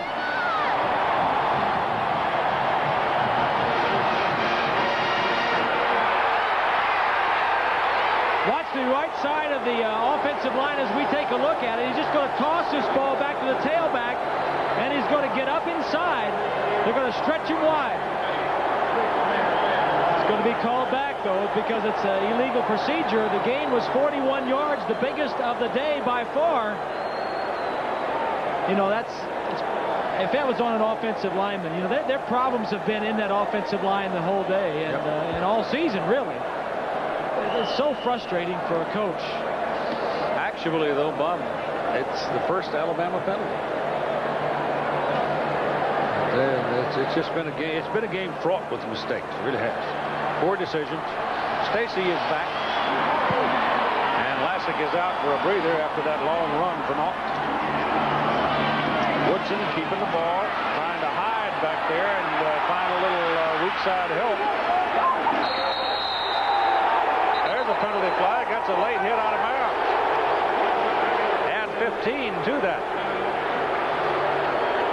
Woodson's a big guy, and he's strong, as you can see there. He stands in there at about 220 pounds, and he's not going to lay down for you. And Tennessee got so interested in hitting him, they got beyond the field of play hitting him. After the play is over, dead ball, personal foul, defense, 15 yards, automatic first down. Smiley 22, but 18 is Carter. He hits him when he is way out of bounds. And another push right there. There was a lot of activity going on over there on the sideline.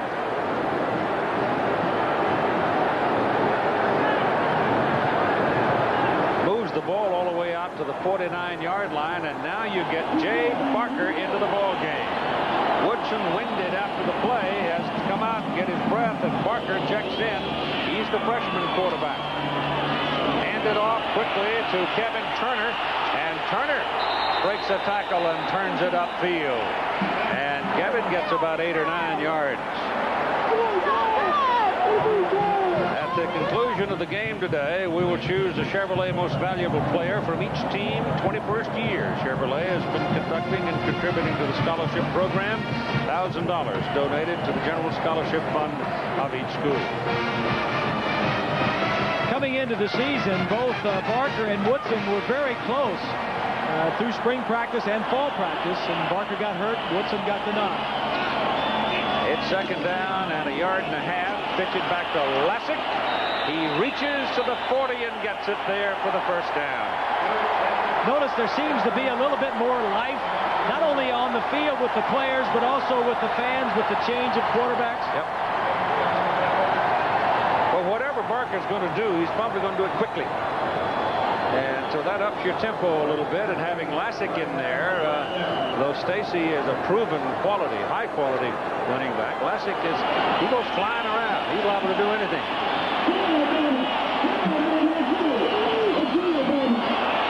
This is the big guy, Martin Houston, and there's nothing there. He's from center. He's a junior, 255 pounds. But Tennessee just rat-a-tatted him. About 4 guys went pop, pop, pop, pop, pop, and the last one got him.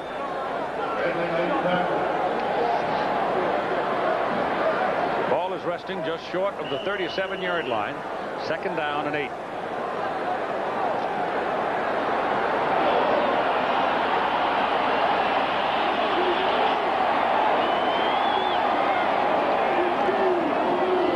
Quick pitch to Lassick again. Turns for the hole and not much. 34-yard line. He's got to go to the 29 for the first down, so it's a 5-yard lead they have here on third down.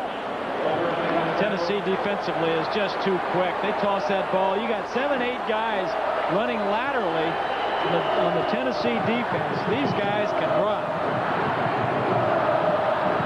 We mentioned earlier 9 seniors start on that defense for the Volunteers, and they all are quick. You may see Barker's first pass right here.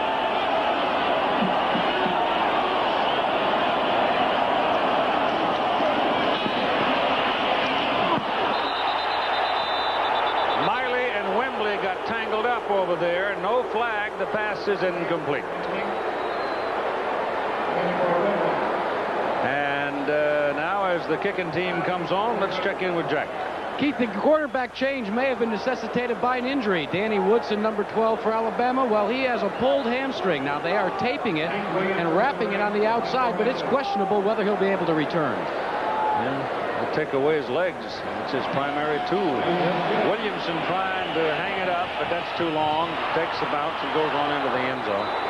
And it'll come out to the 20 for Tennessee. First down. Volunteers leading 6-3. 5:01 to go. Third quarter. About offense, it's lack of. Tennessee's lead fashioned on young Beckworth's field goals. Andy Kelly, the Tennessee quarterback, came in averaging over 300 yards a game. In fact, had thrown for over 300 the last 3 games. Only has a little over 100 so far. Stewart loses the 2 yards. They ran into his offensive center 2 yards in the backfield. That's not a good sign. No, it's not. And about that time, here comes Antonio London to further complicate things. And he really leveled it. London came into this game today with 3 forced fumbles on the year. Also has 3 quarterback sacks and is 1 heck of a linebacker. Tennessee's yet to throw the ball in this half. This being only their second possession. Oh, a little bit of room there. James Stewart, tailback.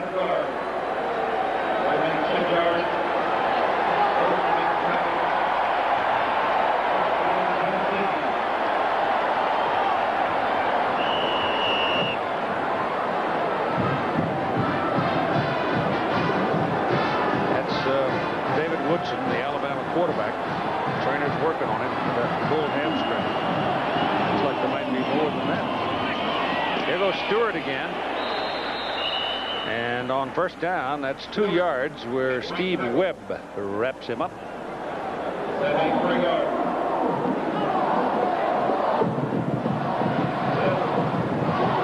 Well, we told you they had refurbished and enlarged Legion Field. There it is, 86,293. It's the largest crowd ever in the state of Alabama that we know of, at least for a college football game. Back goes Andy Kelly on second down to the sidelines to Pickens. And Pickens is taken out of bounds at the 40-yard line, which is 2 yards short of the first down. Stacey Harrison was the first man to get there. Pickens is one of a long list of outstanding receivers to come through Tennessee. Take a look at seven wide receivers, former wide receivers that played at Tennessee, drafted in the first round in the last 14 years. You know, Penn State is known for their linebackers and Miami for their quarterbacks, SC for their running backs. Some wide receivers around here. Here comes your reverse with McCleskey. And they've got a first down at the Alabama 37-yard line. Mark McMillan saved the touchdown.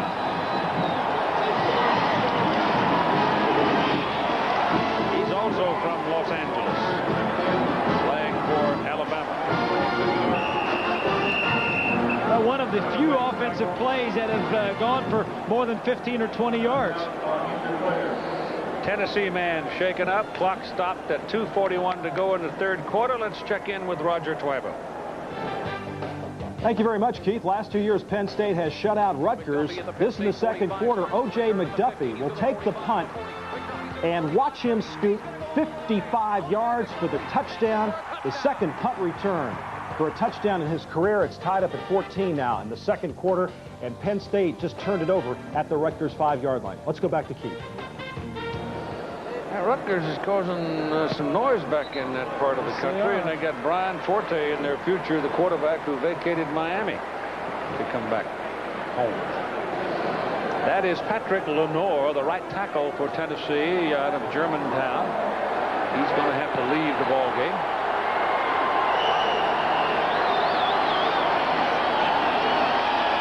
James Warren listed as his replacement. This is the tailback. And it's James Stewart, and he's out of there by Eric Curry.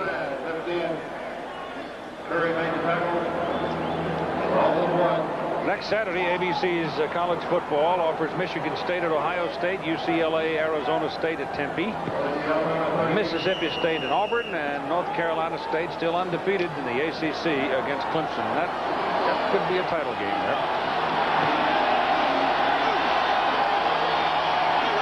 All those games at 3:30 Eastern time. Kelly throws the ball, and Andy knows full well that wasn't a particularly good pass. In the first place, he was too close to Mose Phillips to really give it to him. He could have pitched it underhanded and fared better with it.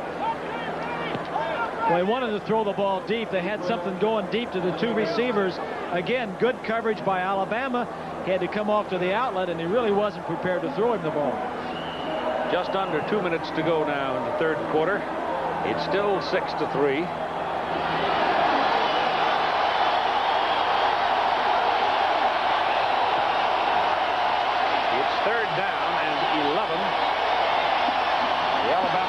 Comes up for the defense, and Andy Kelly's pass is whipped to the sidelines to the 30, caught by Corey Fleming, but he's short of the marker. So they'll be looking at fourth down and about 3. Becksport has come on the field.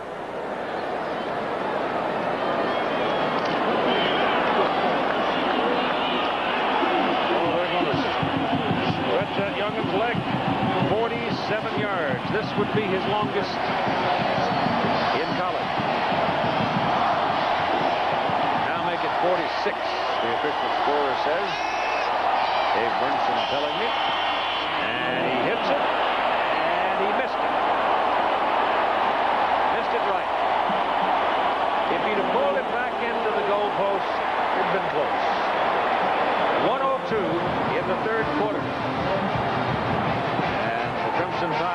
the ball at their own 30-yard line.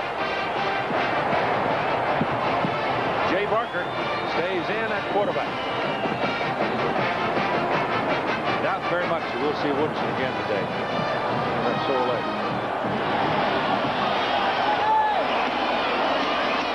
This is Stacy.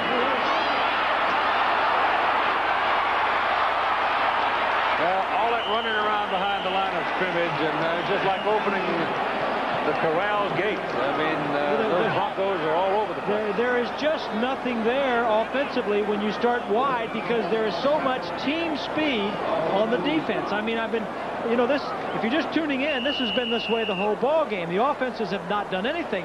I would guess there's been like 3 or 4 positive offensive plays the whole time. And why is that? Because the defense, team speed, is much greater than the offenses. Stacy, 9 carries, only 13 yards. Jay Barker going to throw it. Well, he was going to throw it. But again, there's an evidence of exactly what Bob was talking about. These defensive people lurk, literally, until they see a crack, and then they just shoot through it. And they're almost impossible to block. So we played 3. It is 6-3 Tennessee, and we'll be back after this message and a word from our ABC station. Jostled around with that crowd. Ball is at the 30-yard line. It is 3rd down. This is Kevin Turner. 1st down, Alabama. It's 6-3 Tennessee as we go to the 4th quarter of play. Nice play, a little shovel pass, taking advantage of the upfield rush by the Tennessee Volunteers. A little shovel pass. Big 1st down for Alabama. Todd Kelly, the defensive end, has to come off for the balls. That's about the 4th angle we've seen today. Stacy back in for Alabama now at tailback. This goes to Kevin Turner to the 45. Gets 3 yards. Sean Walker, the tackle. Well, it's been defense, all defense. Again, here's why they can't run. Look at this. 8 Tennessee Volunteers up around the line of scrimmage. It's tough to run against an 8-man front. He is substituting a linebacker, taking out a cornerback on 1st and 10 to stop the run of Alabama. And as long as I've known Larry Lacewell, he ain't going to change unless you make it. That's right. He's just sitting there and slapping your ears off, and you got to do something different. That pass right there might help. Tight end Buskey gets a 1st down for Alabama. Let's check in with Roger Pueblo.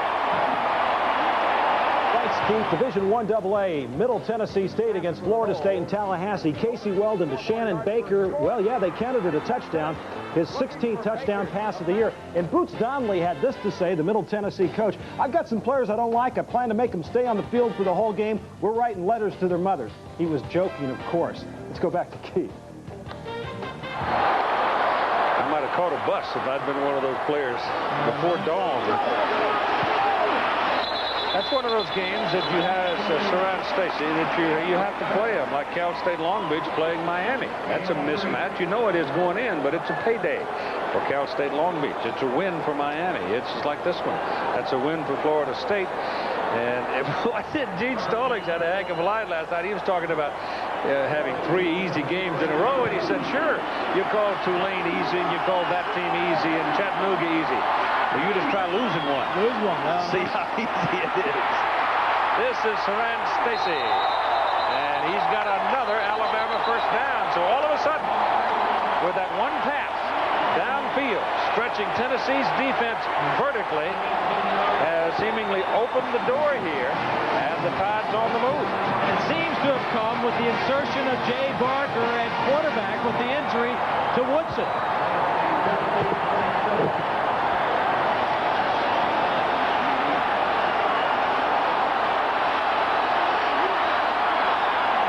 27-yard line of Tennessee. Here goes Lessick. 9 yards on the carry. Crowd is in the game. First time in a while.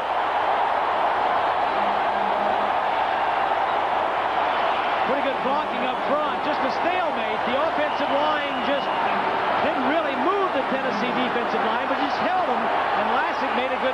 through. Houston's in at fullback. Goes to Stacy. Slowed up, but picks up the first down, it seems anyway, on the mark.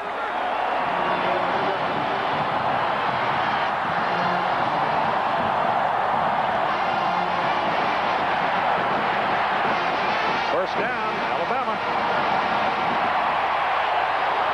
All of a sudden, boom, boom, boom. Yep.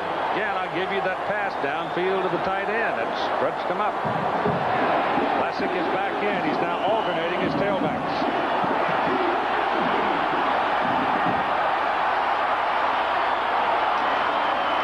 Lassick.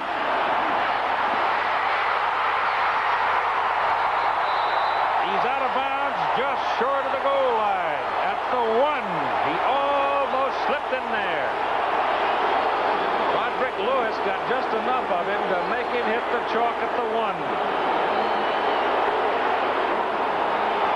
Behind the defense, from the other side of the field, just a toss, a play they've been running all day, but this time Houston, number 35, is going to get a good block on the corner right there, and Lassick has the patience to wait for it. Gets down to about the 1-yard line. Kind of funny, Lassick's walking around up the sideline, leaving the game, calling for the crowd to cheer, not on the field. Everybody else is saying, hey, be quiet, we can't talk. Parker gives it to Stacy. Touchdown, Alabama. They've got the lead.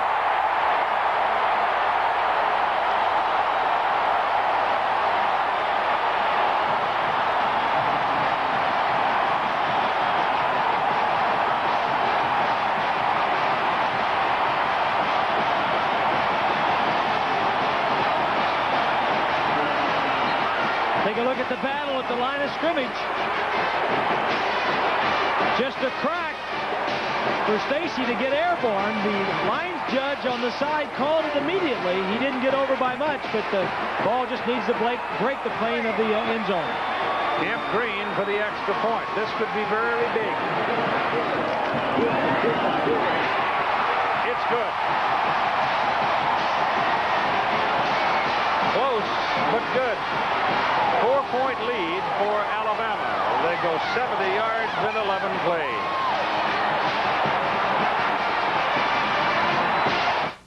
James Parker has it's up the tempo for Alabama, and as a result of that, they go 70 yards in one big pass play, and the two tailbacks played a major role and put that thing in the end zone to lead 10-6, and Steve Cole kicks off. Kicks it right to Dale Carter. Says, here you are, big fella. Have a shot at it. And he comes back to the 26.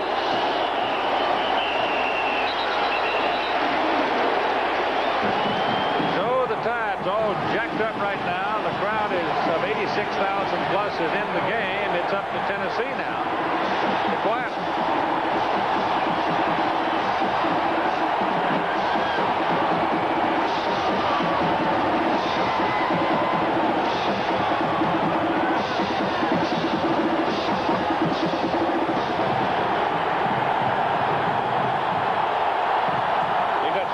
Tailback. Andy Kelly lets it go down the middle of the highway. Incomplete. Closest man to it was Antonio Langham. The man running onto the ball was Carl Pickett. That may have been a play of influence. Frustration throw, yeah. Yep. He was just throwing that downfield. As we take a look at Saran Stacy, every time he has scored a touchdown, well, almost every time, 14-1 for Alabama. Now let's see whether or not Kelly did influence Alabama's defensive attitude, but we'll have to wait until they have had their conversation in a timeout with 11 and a half minutes to play in a ball game. Probably have to be as old as I am to recognize that. That's Tuxedo Junction, comes from 1939, and it came out of Birmingham, made famous by Erskine Hawkins. Tuxedo Junction got its name from the streetcar line crossing at the corner of Tuxedo Park, the residential area in the city. Great piece of music. All right, it's second down and 10 for Tennessee. Crowd jumping into it. Andy Kelly checking off, has to call his tailback up to tell him. Then gives him the ball. And there's not much there. John Sullins leads the defensive surge for Alabama. And here's Jack. Keith, what they may think on the Tennessee side is they've seen this movie in black and white in Gainesville last week. The crowd got into the game, and Andy Kelly and company said they couldn't even check off. They couldn't hear themselves. You saw in that last play that they had to come up to some of the key players and actually tell them to check off.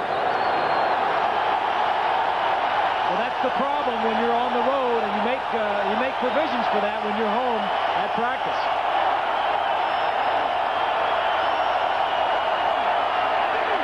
Kelly never had a chance. Antonio London, number 55.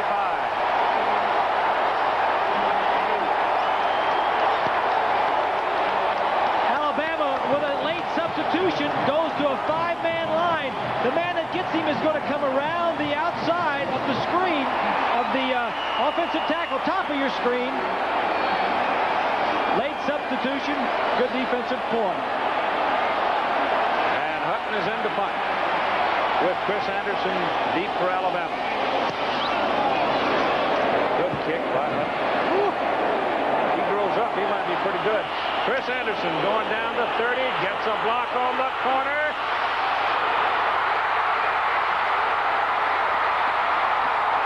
And he's all the way down to the Tennessee 15-yard line. First down, Alabama.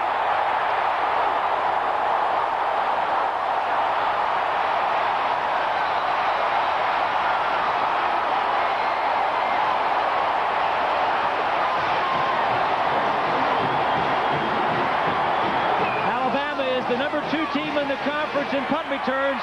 Now you're going to see a wall. Look at the red jerseys. They're all waiting over there for Anderson. If he can get there, good things are going to happen. Special teams, how often they'll break open a close game. He stepped out of bounds about 3 yards back up the field. But in the melee, you can't see it. Adams is the man, Mark Adams, tight end, is the man hurt on the side of the field. He got involved in that kick coverage and that rolled up in that big crowd on the sidelines. It was a 51-yard punt by Hutton, but it was a 56-yard return by Anderson. But here's the point. Hutton outkicked his coverage. Yes, he did. And Alabama across the board has better special teams than Tennessee. They're better in kickoff and punt returns, better in covering the punts, just about every category on the special teams. And so now this crowd is really in it. 9:55 to go in the ball game. And it's 10-6 Alabama, and they're camped on the Tennessee 15, and the campfire is burning. Stacy. Volunteers put a little water on that smoke after a 2-yard pickup with J.J. Shirless, whose daddy Tom played at Alabama. All SEC performer.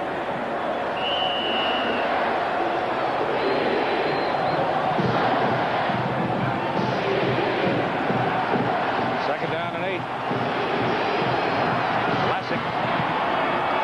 Here's the lone back. Parker can run it. Gets inside the 10, down to the 7. It'll be third down and 2.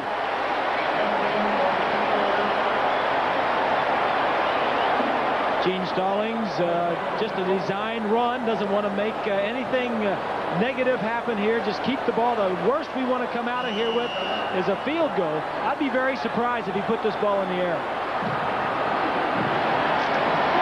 I'll tell you what, a touchdown sure would be big, wouldn't it? Yeah, but this is Stacy. There's your first down. First and goal inside the 3. In a close game like this, when field goals have been the norm, if you can get more than 2 field goals up, that'd be a big advantage.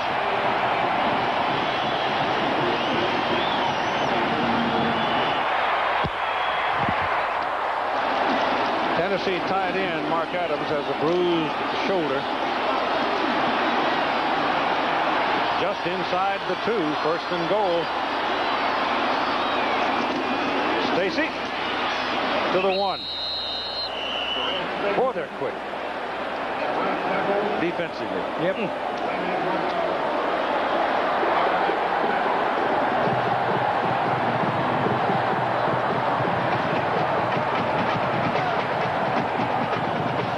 You see the number 23 on Ernest Fields, who made that tackle.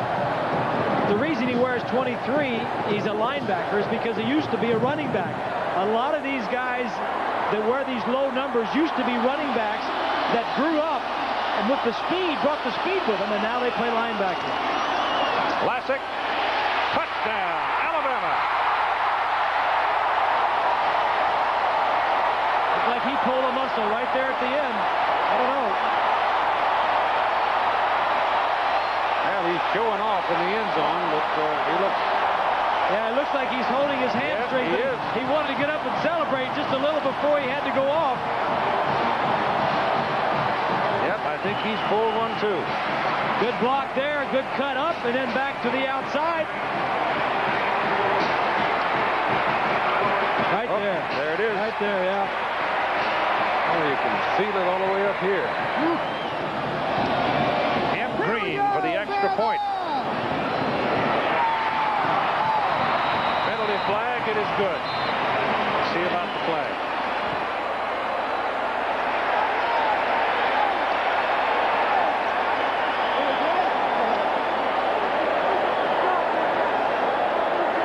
Defensive team offside.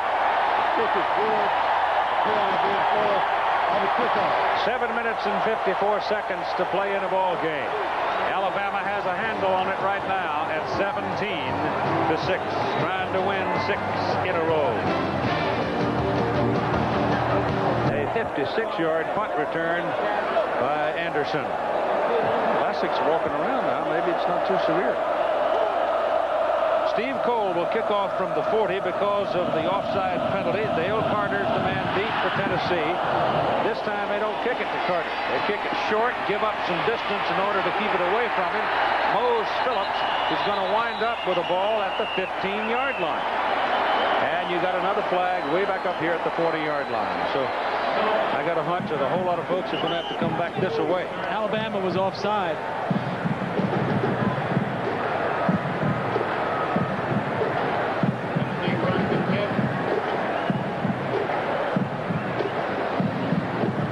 Tennessee possessing the ball back at the 15, you know they want them to do it again.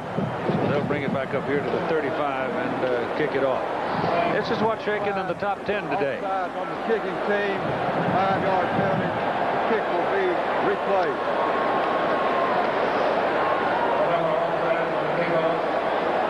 Florida State rumbling along. I don't think the Seminoles ought to have any trouble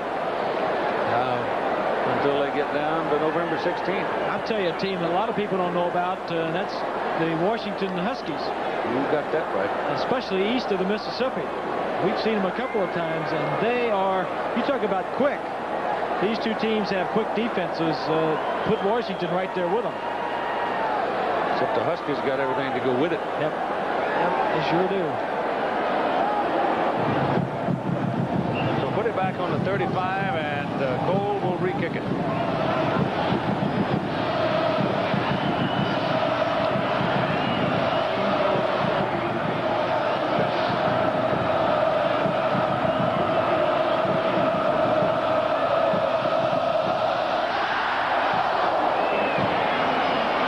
Kick it to Carter then, but Carter's got it in his hands and taking it at the 20.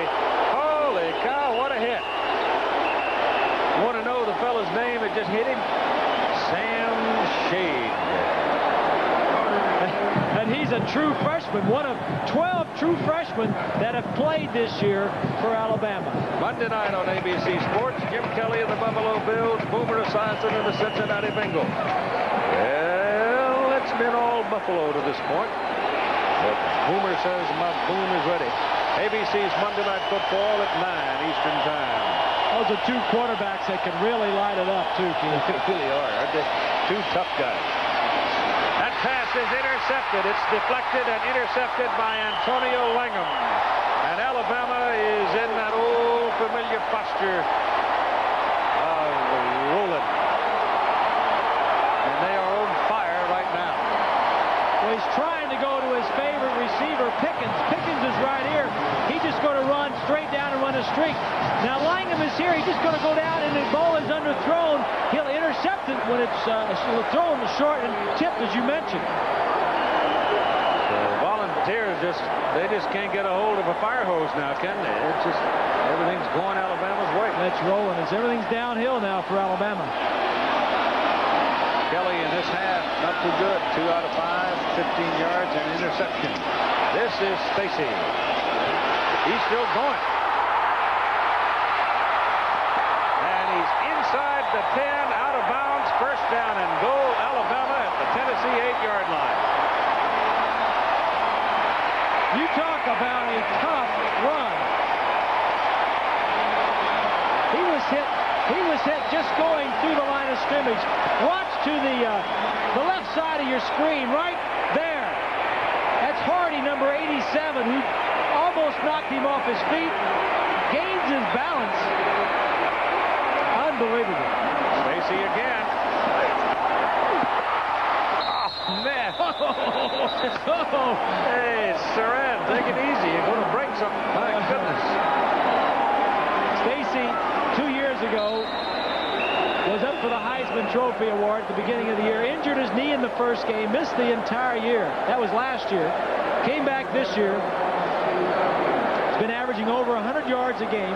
That's the Alabama tight end Buskey down on the field. But Stacy is leading the SEC in rushing. Just doing an outstanding job. 7:09 to play in the ball game. 17-6. Alabama has threatening to blow it open here in the final quarter.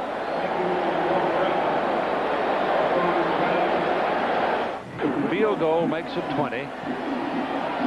That's 2 touchdowns and 2 extra points at least for a tie. But, you know, Tennessee would still have a shot at it. A touchdown here, and Tennessee may not have a chance.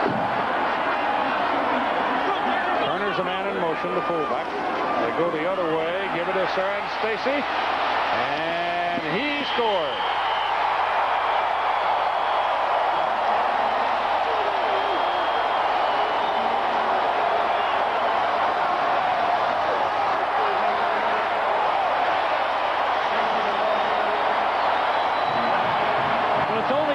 Stacy should take it in since he's the one that did the most work in getting it down here. Lots of blockers up front. And it's speed to the sideline. And he just barely gets it in. Green for the point.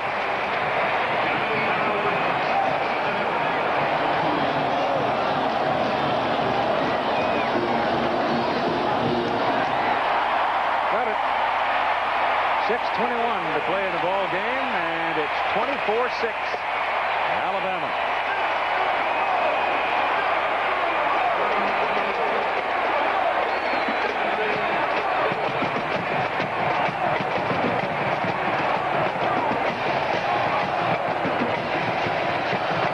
They have blown it wide open in the fourth quarter.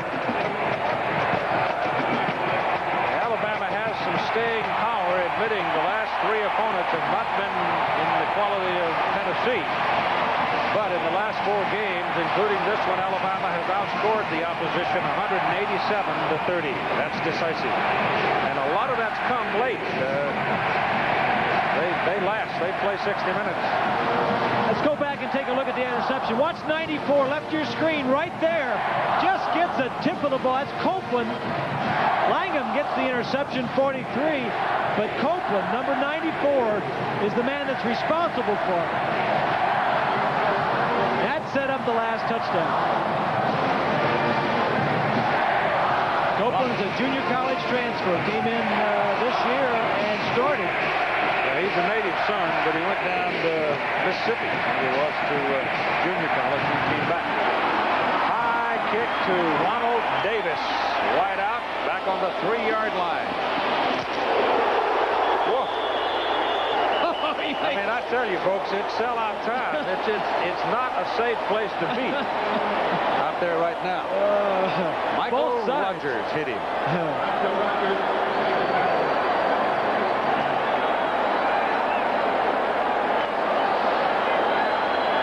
Siran Stacy had a yard in the first quarter of the game.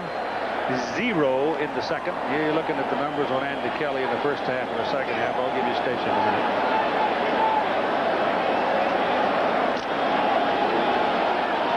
That ball is just short of the 19-yard line, where it's first down for Tennessee. And if anything good's going to happen for the Volunteers today, it's got to happen pretty soon. Andy Kelly all the way to the sidelines to J.J. McCleskey and a pickup of about 6 yards, and here's Jack. Hey, Keith, if you lived in Bridgeport, Pennsylvania, you'd pull probably for the Penn State Nittany Lions, right? Well, that's not the case for 24 members of the Bridgeport, Pennsylvania Bama Boosters. Johnny Nicola, you're the president of this group. Why don't you pull for Penn State? Because of the tradition of Alabama, the winning tradition of great fans and the greatest Southeast Conference. And this is the only game they come to all year. Well, they picked a good one. Pass was incomplete, intended for Mose Phillips. I remember that a long time ago. They started that. Bridgeport just decided, well, we're going to back the Tide, and they have socials and things like that. And then once a year, everybody loads up and comes down here and has a good time. Plus, you like to follow a winning program, right? You like those long rides back home. You like to be have them happy. You don't want to be sad trip. That's right. Third down. Kelly back. He's got a screen working for a first down to Mose Phillips. Mose still hauling it. And he is finally thrown out of bounds at the 44-yard line of Alabama, and that tends to quiet the crowd just a bit. 24-6, however, time is the ally of Alabama, no question about it.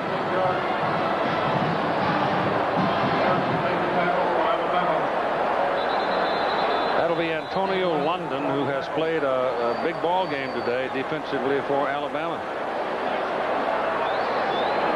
First quarter, Tennessee had a chance. Alabama got the lead on Green's 21-yarder, and then when Tennessee couldn't convert a fumble, they wound up a 3-3 tie in the second quarter on Bexvort's field goal, then took the lead at halftime as John hit one from 43. But in the fourth quarter, the Tide started to turn things around. Stacy from a yard out, Lassick from a yard out, and Stacy from 3 yards out. And that's where we are, 24-6. Tennessee with the first kind of a threat in a long time from the 44-yard line. Andy Kelly's pass is good. The pass is caught by Faulkner, his second catch of the ball game. He has not seen the ball since the first quarter of play. It's first down Tennessee inside the Alabama 15. Well, not many wide receivers for Tennessee have seen the ball in the second half.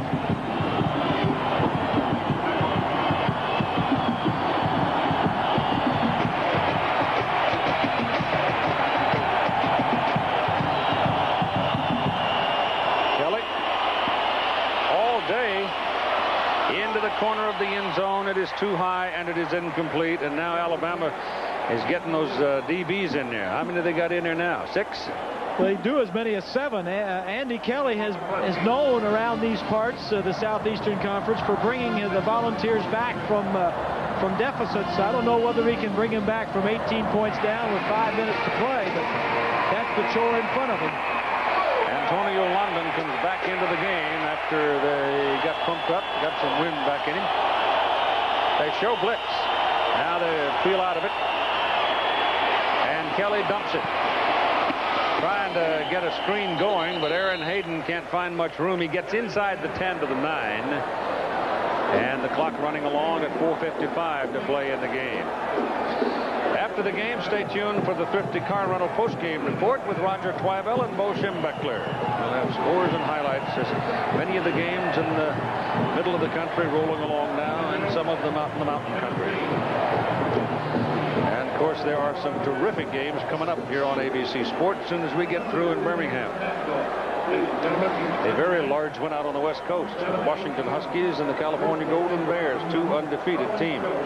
Here's a look at Carl Pickens, Keith, one of the key players in this ball game. Only 3 receptions for 45 yards, an average of 15. He came into the ball game today leading the Southeastern Conference in catches, in yards, total yardage, and also yards per game.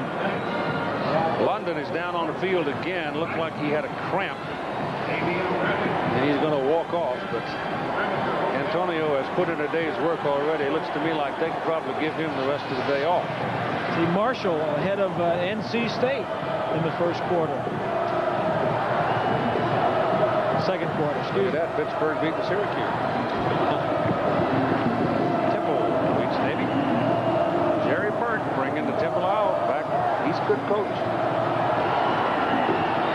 He had great success with the University of Pennsylvania.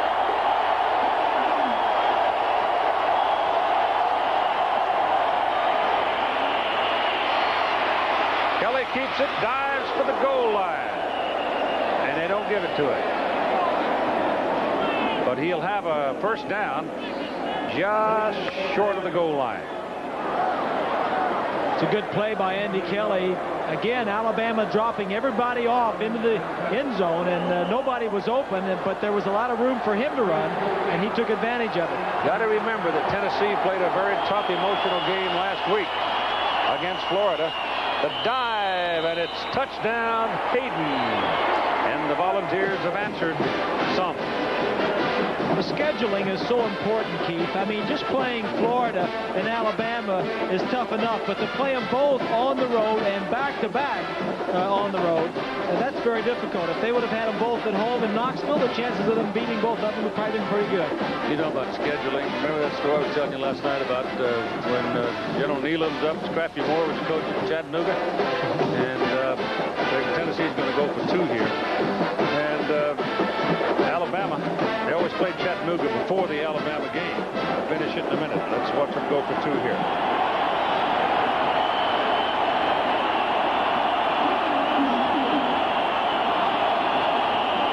That's Pickens in motion. Kelly gives it to him. Got to hurry. Won't get there. Number 11 put him away for Alabama, Lemensky Hall. And so the 2 points is turned away, and the score remains 24-12. But to continue the story, so General Nealon called Alabama goes to the T formation, changed the offense, different coach. And General Nealon called Scrappy and said, "Scrappy, how important is that game of ours to you?" And he said, "Oh, that's very important. That pays our bills for the year."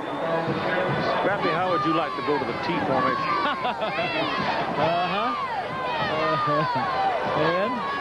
And did he help him go to it? Played the same defense and same offense. Yep. 4:25 to go in the game now, and 24-12. Well, you're looking at an onside kick here. Tennessee is down by 12 points with 4.5 minutes to play.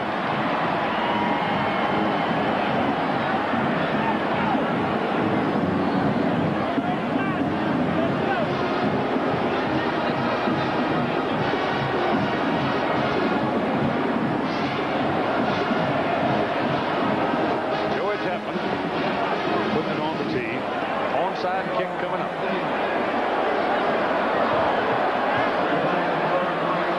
George over here with one of his teammates, so he's going to hit it right along the line and try to bounce it up in the air. Bounces off an Alabama man. It's Fair Pickens. No, it's Carl Pickens. No, Fair Pickens. Carl's not out there. That was a lot of clawing and scratching down in the bottom of that pile. Looked to me like a Tennessee man has it. Well, they're still fighting over it. Yeah, that's right. Tennessee got it. They have changed hands a few times. Tennessee got it. And so the Volunteers put one in the end zone, try the onside kick, and by golly, they come up with it. It's a good kick. It's a lot of bounces. It's not going to go out of bounds. It's knocked up in the air, which is great for the defense. Now you put all of your defensive backs and wide receivers, all the good hands people over there to receive it. And all your linebackers and defensive backs are on the white shirts because you want tough people that can go down there and fight for it and take it away. Well, you know who went down there and got it was that big old 6'6" defensive end, Chris Mims. Yeah. So Tennessee has the ball at the 49-yard line, and Kelly throws it in underneath to Mose Phillips, and in going anywhere this time because John Sullins was right there. The big senior from Oxford, Mississippi, took him down. You know, I sense a little bit of a different Andy Kelly out there in the last drive and the first play of this one than I did before. He's more intense. He's more of a hurry up. He gets tougher toward the end of a ball game if he's behind. Whips that pass over the head of Carl Pickens, incomplete. Defense he's going against is not an easy defense. Alabama, we mentioned, they come into this ball game. They are the best team in the SEC against the pass, and they lead the conference in takeaways. 3 minutes and 49 seconds to play in the game. 24-12, Alabama. And all of the excitement has been in the final period. Little delay. Ball handed off to Tavio Henson. And not much. About 3. So they've turned the marker over and it says 4.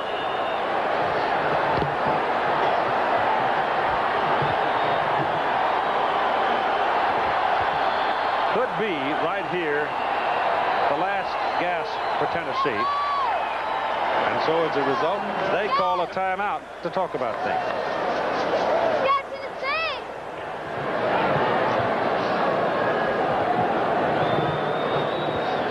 Johnny Majors, the offensive coordinators, they have made their call.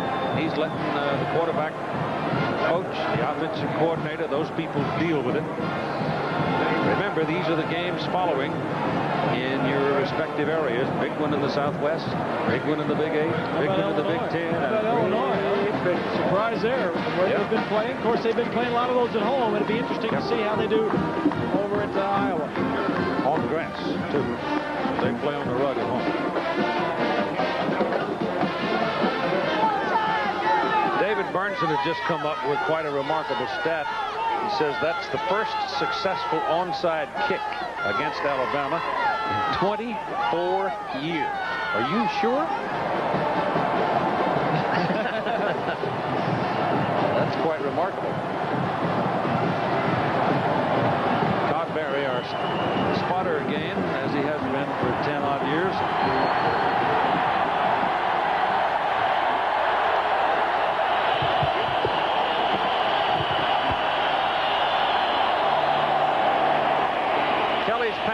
Is complete. That is a first down. He goes to the big play man, Carl Pickens, and Pickens picks off the first down. That'll move the chains to stop the clocks at 3:15 to play in the game. Alabama has contained Pickens pretty well. We showed you that graphic a little earlier, having caught only 3 passes for about 45 yards. Makes a big play there to continue the drive. Mark it just inside the 30.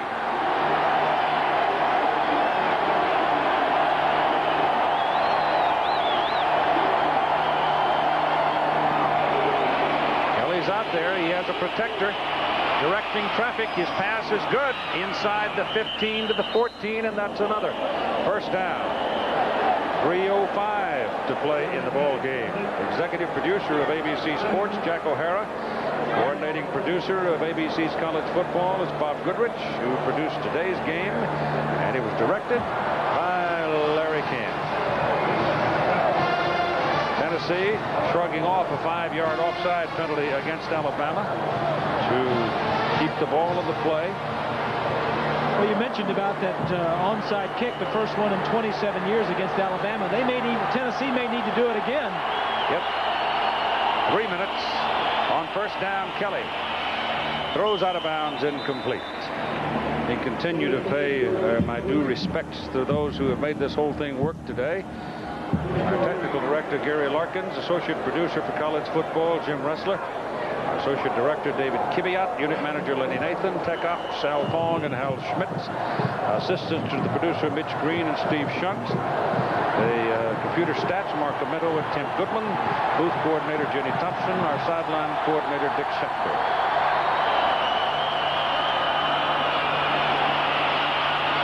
That's a good tough run by Aaron Hayden. And Hayden wrestles his way inside the 10, close to the 8. But time now, like the shifting sands. Put the ball at the 9-yard line.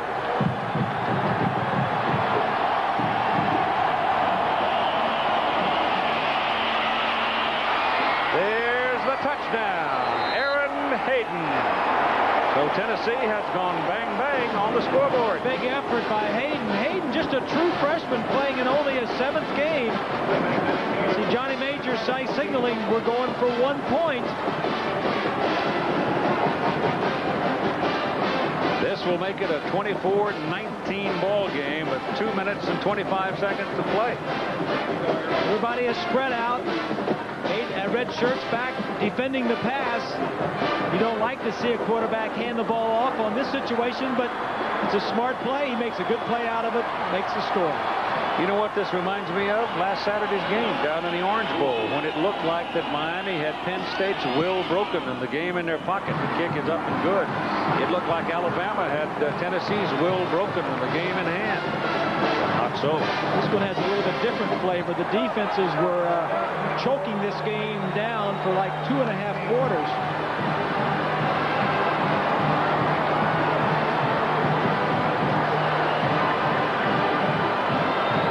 And 25 seconds to play.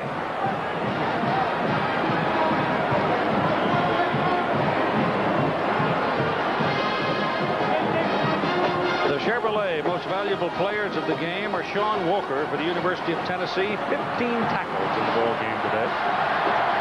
Surratt Stacy, 20 carries, 69 yards, 2 touchdowns, but a big player in the 4th quarter for Alabama. Chevrolet donating $1,000 to each school's general scholarship fund to reward the outstanding students who need some help financially. All right, here's Chapman to see if he can reproduce magic. Notice how he's got the ball teed up. He sort of lays it down, trying to get that end over end, get a bounce on it. Knocked down by the Alabama man and controlled by the Crimson Tide. Now you do not, again, to say it again and again and again and again, look at him hug that ball. That's Kevin Turner. Kevin Turner he was the one supposed to go get it the last time. Turner's got good hands. He has caught 92 passes in his 4-year career here at Alabama, so that's why they have him out there. In fact, 2 years ago, he caught 48 in 1 year. The Tennessee man shaken up is Tracy Smith, so you've got a timeout for him. But you know, the receiving team does not have to wait for the ball to go 10 yards. The minute that thing starts moving, you can go get it. Yep. And it oftentimes is a wise thing to do. Well, he made a wise choice there. He saw a big hop, and he went forward and got it on the big hop before it hit the ground again. Yep. You know, I know somebody that has very painful memories of that very thing, and that would be Coach Schembeck. Waiting for the ball to come to him. Don't do it. Onside kick, thing. Huh?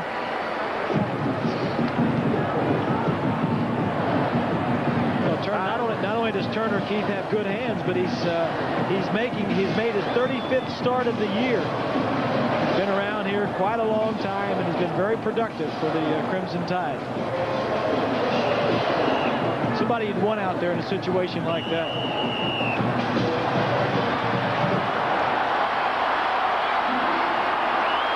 So it's first down, Alabama. The ball is on the Tennessee side of the field at the 44-yard line, and now all they need to do is run out the clock and let Tennessee burn up their times out. They have 1 remaining, and they just spin it. So from here on, all Alabama has to do is just roll it. They might need 1 first down. Yeah, I think they will need 1 first down. Johnny Majors, of course, wants either to get a fumble, and if he can't get that, just hold them. 8-man front for sure, sometimes a 9-man front just to stop them. Well, Johnny had an old friend out in Iowa, a gentleman named Bob Dylan, who passed away this year. But Bob used to send notes to Johnny. We were talking about that last night. And this seems a fitting time to remind Johnny of one of the pieces of advice that Bob Dylan sent him. Make the least of what is gone, the most of what is to come. Because unless there's some real magic here in the next few minutes, this one is gone. 24-19, Alabama.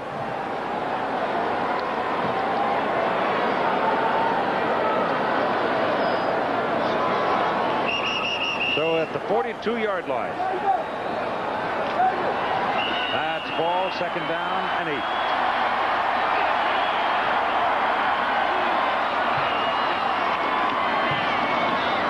Stacy just covers it up. Running, coursing through the soul of the man with the ball is that old eternal advice. Do not drop it. Is this the fans are reacting to the Tennessee player on the ground? I don't.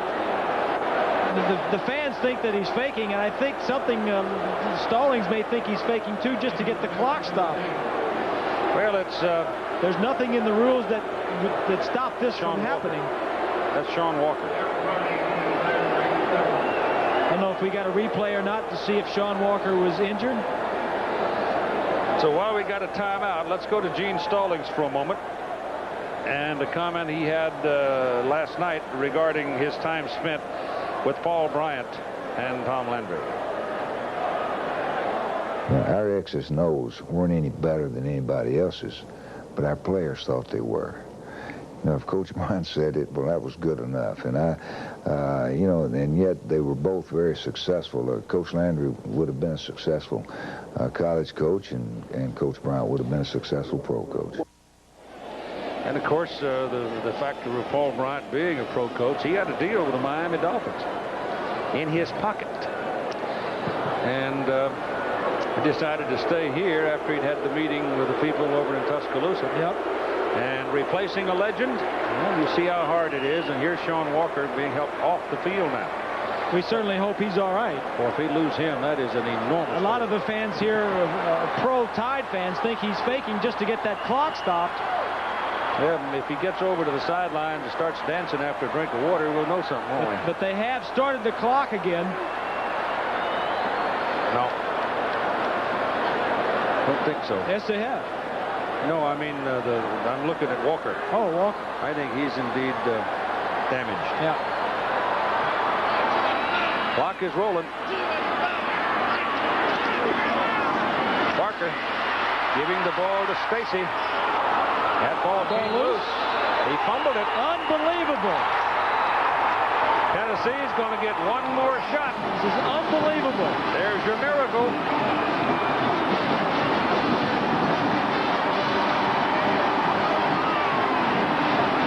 Roderick Lewis, number 5, covered it. The last thing you want to do here is take any chances at all. The worst thing you do is punt the ball away and let your defense come out. The ball was loose. There's no doubt that the ball was loose before he goes down. There's a minute and a half to play. Tennessee needs a touchdown, and Kelly is very tough in these situations. But he has no timeouts to work with. Oh, holy cow. Pumps it, drops it off. That's Stewart. And he picks up a couple of yards, and he does not get out of bounds. Remember, they have no timeouts to work with. They can stop the clock by getting a first down or getting out of bounds. Or an incomplete pass, or that works to your favor too. He needs to throw one to the ground pretty quickly because he's come up on a minute to play now. Burned a lot of time right there. This isn't too good either. Now the clock shows 45 seconds. There are certain things a quarterback can do in these situations, and there are other things you just do not want to do. One of them is take a sack. Well, they ought to let Kelly just go out there and call the play. He doesn't need any advice on the sidelines, for heaven's sakes. He knows what kind of play he's got to call. He's wasted 15 seconds since that scramble. At least.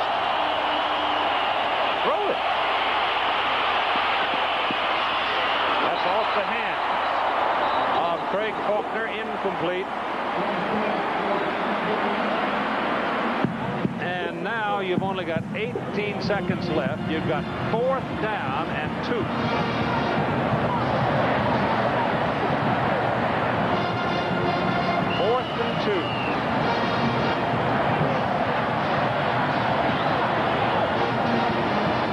They had 1 minute and 11 seconds when they got the ball, Bob, and they ran 3 plays. Yeah, and there weren't very good choices.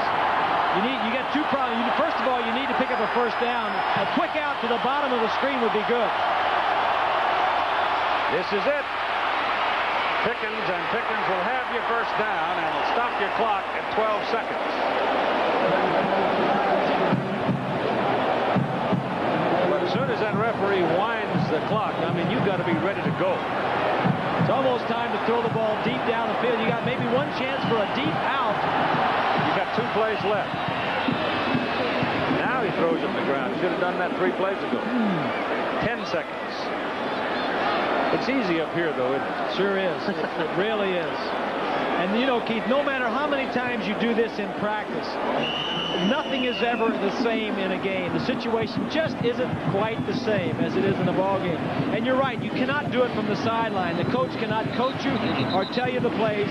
The player has to be in control on the field.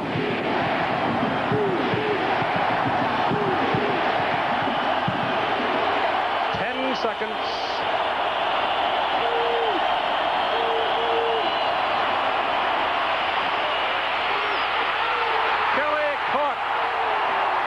John Copeland. Game is over. Alabama's beaten Tennessee 6 straight times. 24-19 today.